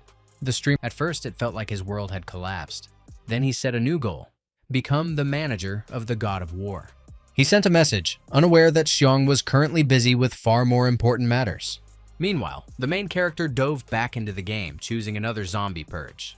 Bronze League would soon be behind him, and he wanted to squeeze every last drop of growth from it. Viewers savored every second of the live stream. Sometimes he fought like a lone warrior standing against an entire army. The nameless divine arts grew sharper and deadlier with each use. And whenever he fused them with the shimmering sky step, even the strongest monsters instinctively backed away, as if sensing their own end creeping closer. Today, he hit level 25 and officially unlocked the right to compete in Silver League battles. He was granted the title Ruler of Bronze, and with it, Xiong entered the global Bronze League rankings. His name now stood among the top 100 players of his tier, his first real international flex. There is something addictive about standing shoulder to shoulder with the strongest fighters of Battle.net, all of them grinding for promotion. Everyone dreams of reaching Silver League, but almost nobody understands the hell waiting on the other side. Only one survives, like Squid Game, but without flashy sets and definitely no reset button. The rule is simple and savage. There is only one throne at the top. Determining the best is brutal and unpredictable. No amount of prep guarantees survival. Still, there is a bright side. The arena sometimes brings back familiar faces. Baron Williams is also part of Bronze's elite and aiming for promotion just like Xiong. In the past life, he had been Xiong's boss, but this time the script was meant to flip. Back then, Xiong had never beaten him once. Now he finally had a shot at rewriting that history. The key factor that pushed Xiong Jihon into the top 100 was his insane raw stat profile. Combat matchups matter, but before unlocking the nameless divine arts, they barely meant anything. Physical strength, endurance, and speed form the foundation of every true martial master. That base is what lets someone break past logic itself and wield abilities like spatial control. And classes cannot be ignored either. Hiatus Kayans? They amplify or reshape a fighter's entire build. Mr. Williams always bet on a completely different scale of power. Power, in its purest form, is the balance between mana and divine energy. Baron was born with a monstrous mana pool, meaning his raw output is at least twice Xiong's current level. Even flawless control cannot always save you when you face absolute force. No wonder Xiong is not seen as the favorite for promotion yet. Silver League is not guaranteed. Williams did not reach rank 1 by accident. Something deeper backs those numbers. He did not lead the guild American First by coincidence, and he certainly did not command the future God of War without reason. To stand on equal ground with someone like that, Xiong would need to grind twice as hard and never relax. In Bronze League, he had not truly faced elite monsters yet, and that comfort zone was dangerous. When the time comes to clash with the strongest, even a second of slackness could mean disaster. To earn a real shot at victory, he would have to fully awaken the nameless divine arts. Looking at the image of his former boss, Xiong could barely believe it was the same man. They say Williams deliberately reshaped his image after becoming guild leader, aging his look to appear harsher and more dominant. Maybe that explains the difference. How he reached his current form remains a mystery. Despite the late hour, Xiong received a call from Zero. There was tension in her voice. She wanted advice on her next bet. To grasp the scale of what was coming, it is time to shift to the headquarters of Guild Divergent. The next morning, Lee Ha-yeon looked exhausted, sleepless, clearly rattled. Lim Gayun noticed but chose not to pry before an important meeting. Minutes remained before departure, and Seong's advice still had not arrived. For days, everyone had talked about one thing: the clash of the top 100 bronze players. Seong made the ranking, which meant he would have to face the American star. Finally, the God of War sent a message and calmly advised betting on his own first-place finish. It sounded insane. No one understood how anyone could defeat Williams of American First. Zero clearly had not learned from her past mistakes and was ready to risk a massive amount again. She was seriously considering betting on Williams, knowing it could cost her half a year's salary. Lim Gayun wanted to object, but her old hesitation tightened her throat and silenced her. Lately, she had been training non-stop and barely speaking with her boss. Her stats had climbed noticeably. Even the raw numbers showed undeniable growth. Yet she still felt like there was a canyon between her and the man she considered her rival. At that same moment, Seong activated his magic eyes and lifted his gaze to the sky. High above, he saw the constellation of the wandering God of War staring directly at him. His body lifted slightly from the ground, weightless for a breath, as if the universe itself was nudging him toward the next step forward. The wandering God of War stared straight at the player, even though his eyes were hidden from ordinary humans and beyond mortal perception.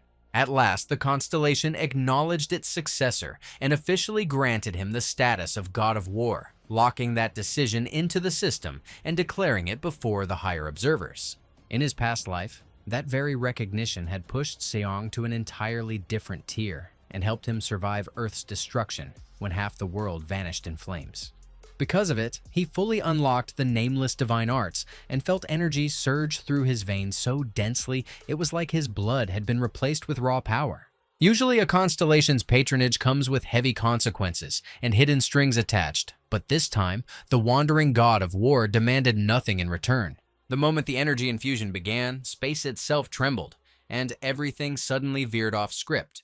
The constellation grew furious upon discovering the player had already activated his 3 Dantians and stepped onto a path the system had never designed.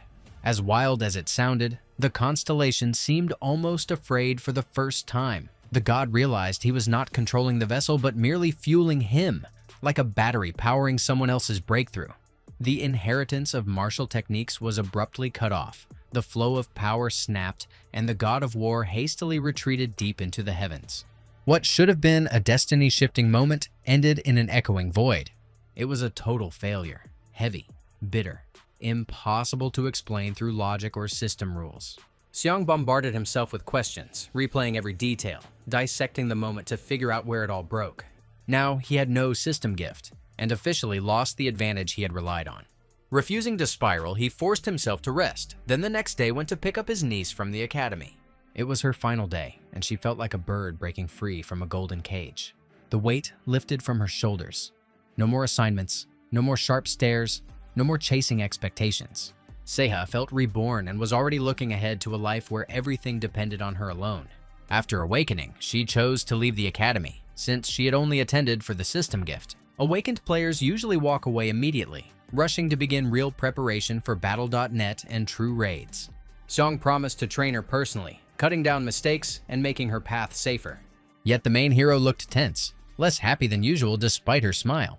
Tomorrow he would face the top 100 Bronze League players worldwide, and he had just lost his magic eye skill. On top of that, he had lost the chance to inherit the nameless martial arts in the form he had spent so long perfecting. He tried to mask his mood, but his niece could always read him like an open book. She reminded him he had always found a way out of hopeless situations, so worrying now was pointless. Suddenly his eyes flared with blinding light, and a searing pain burned through him as if an unwanted symbol was scorched away inside. It lasted less than a second, and once again the system offered no explanation. By evening, he stepped outside to clear his head and run a short training session. Near the house stood a quiet sports ground, mostly empty, perfect for focus without prying eyes. There, he analyzed his body, listening to his energy, trying to grasp what was happening on a deeper level. His eyes had been aching lately, pulsing strangely, something that had never happened before. Slowly, he directed power toward the source of pain, attempting to fix it through sheer control. One eye flared even brighter, proving self-treatment was not enough. Then the system notified him that all traces of the wandering God of War had vanished from his status. The player was now completely free from the constellation's authority. For several seconds, he simply stood there, fists clenched, absorbing the new reality. It turned out, he could now receive support from another constellation and radically change his path. All this time, the God of War had been watching him, effectively limiting his growth and controlling his development. Now that the barrier was gone, new horizons cracked open. Seong had always believed the constellation was helping him, only to realize it had been capping his potential all along. No one explained why the God of War suddenly grew cautious and fled after seeing his stats. At this point, it barely mattered. A battle that would decide his future was approaching fast. He could no longer call himself the God of War. His patron disappeared faster than an influencer after a brutal expose. But with that loss came opportunity, a path closer to the Shadow Queen. Maybe she would offer the kind of power that turns a gifted fighter into a legend, untethered to anyone's blessing. After long reflection, he returned home, and the next morning, the official ceremony before the battle began. Today, the top 100 Bronze League players would clash, each one hungry to rise. Viewers across the globe locked onto their screens, debating favorites and placing final bets. The location was no secret. The coliseum stood ready once more to host ruthless warriors craving blood and glory. The game would continue until only one remained alive, promising a spectacle that would be savage, tense, and absolutely merciless. Today, Seong had zero intention of wasting time on one-by-one duels. Picking them off separately would only drag the fight out and give his enemies space to regroup. It was viewers from other countries, not used to tactics this bold, were straight up stunned and didn't even try to hide it. The chat detonated with questions. Who was this guy? How did he control tempo like that? And why did he move like he'd farmed this league 100 times already? The arena was stacked with real talent, every fighter hungry for their shot, so Seong locked in at max focus. He didn't relax for even a heartbeat, scanning the field non-stop, ready for any cheap shot from behind. For the first minutes, he refused to draw a weapon, deliberately projecting overconfidence and baiting opponents into mistakes. Only the Koreans knew the truth. Seong Jihon didn't need a blade to break bones. His fists had long since evolved into weapons of their own. When he started shattering veteran mages' jaws bare-handed, the arena exploded and he instantly shot up as the tournament's top favorite. Bets flipped in real time, with viewers confidently predicting he'd land at least in the top 5. Then came the moment that sent a chill down even the calmest analysts' spines. Out of nowhere, a player with a legendary fencing skill appeared, and the air around her felt razor sharp. Seong felt genuine fear when he realized that one flicker of carelessness had nearly cost him his life in a single instant. Turning toward the new opponent, he felt his body lag for a fraction of a second. The attack was that fast. There she stood, the girl whose path had crossed his before, a presence impossible to mistake. Lim Gaeun had quietly leveled up, slipped into the top 100 without a sound, and now stepped onto the arena to claim her right to promotion. Since the Cosmic Championship began, people had fully accepted the brutal truth. Death in the game was no longer just a mechanic. For some, that revelation was tragedy. For others, it was simply the law of the new world. Then the Northeast Asia League launched, and as expected, Japan's finalist was the King of the Sword. At that time, no Korean fighter could match him, and fear of his name spread like a living shadow. Yet one person stepped forward to defend the nation and challenge the one long called Death Incarnate. That player was Lim Gaeun, known as the Plum Blossom Sword. And yet, she was not supposed to be here. Her path in the past had unfolded very differently. She had never made the Bronze League top 100 before, and that alone hit Seong like a shockwave. He began to realize he had interfered too deeply with history, shifting the future off its original track. To withstand her sharp surgical thrusts, he reactivated the shimmering sky step, shifting his body by split seconds. There was no time to analyze timeline consequences. Survival and rhythm came first. No matter how warmly he felt toward her, sacrificing himself for her growth would be unforgivable stupidity. He returned to the past to rewrite fate and save humanity, not to cosplay some tragic hero. The fate of the world was on the line, and mercy could cost everything.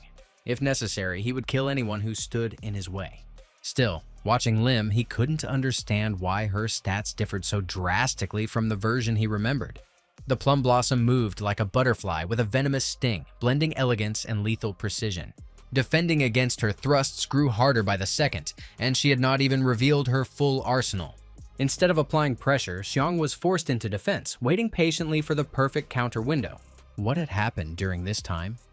Was her growth tied to something he had yet to see? Looking back, it now made sense why Lim Gayun had acted so restrained and quiet. She had carefully hidden her progress, and the fact that she entered the top 100. Only on the final day before the tournament did she confess her achieved level to her boss. Zero had genuinely celebrated, always believing in the Plum Blossom's potential. But then Lim quietly asked for help, admitting she needed new gear. She didn't want to disrespect her blade, yet after long use it was clear the weapon was capping her growth. The sword itself had begun limiting her technique, and Zero bitterly realized she had missed that detail. Now she was determined to fix that mistake and was ready to invest whatever it took to support the Plum Blossom. Calls were made, deals negotiated. They needed the best sword available in Korea. Zero spared no expense, willing to risk her last resources for a shot at first place. She truly believed Lim Gayun could defeat even Seong Jihon if she entered the fight perfectly prepared. Those words and that faith strengthened the girl's resolve, sharpening her confidence. Now, standing opposite Korea's top hunter, that belief helped her stay ice-cold and composed. But no matter how much her parameters had grown, the gap in experience and lived battles between them was still impossible to ignore. Seong was already living his second life, and to him every battle felt like a living organism, breathing, pulsing, reacting to the slightest shift in rhythm. He sensed instinctively when to speed things up, when to slam the brakes, and when to snatch initiative and flip the entire fight on its head. That kind of awareness cannot be bought. It is forged through years of blood, pain, and battles fought on the edge of death. Yet, despite the massive gap in experience, the Plum Blossom kept resisting, as if her entire existence depended on it. She gulped air, legs trembling, arms going numb, but still forced herself one step forward, refusing to fall. Deep down, she knew her chances of victory were nearly zero. And still, Lim Gayun felt that retreating now would mean betraying herself and everything she had fought toward. She activated the absolute form of the Plum Blossom technique, and her body nearly tore apart under the surge of power. All of that force poured into her blade. She chose to show her absolute limit, even if it shattered her. For the first time in this new life, Seong faced a player fighting not to win, but to grow, even knowing the ending might already be written. In the previous timeline, the King of the Sword had ended her with 2 precise strikes, leaving no room for miracles. Now, it was twice as fascinating to watch how returning to the past was slowly rewriting the future. Seong Jihon had always believed the Plum Blossom Sword should stand on his side. He had long envisioned her as part of his future team, waiting only for the right moment to extend an official offer. But today, friendship was postponed. A real threat stood before him, demanding total focus. 2 forces collided and the audience froze, sensing the storm about to erupt. The technique of 3 catastrophes activated, and for a fraction of a second, time itself seemed to hesitate. The energy burst felt like a 1,000-fold storm. Even through screens, the flash was almost painful to witness. Once the players entered the coliseum, they immediately clashed with direct rivals instead of hunting foreign opponents. Meanwhile, among the American fighters, a separate war was brewing just as intensely. Clark Jr. had long dreamed of dethroning Baron Williams, the shining star of the American First Guild. Williams did not bother hiding his composure, radiating absolute confidence in his superiority. His mockery only fueled the fire, pushing opponents into reckless mistakes. He did not care about being outnumbered. There was a reason he held the top American rank. Williams was ready to incinerate anyone daring to step within arm's reach. He lived one touch from him could make an opponent suffer worse than fans waiting years for Half-Life 3. A wave of fire first blinded his enemies, then crashed down on them with the touch of death. And yet, some players seemed to ignore fear entirely. The desire to reach Silver League overpowered basic survival instinct. Williams exploited that coldly, eliminating anyone foolish enough to charge him. There was not a hint of doubt in him, only aggression and absolute belief in his own strength.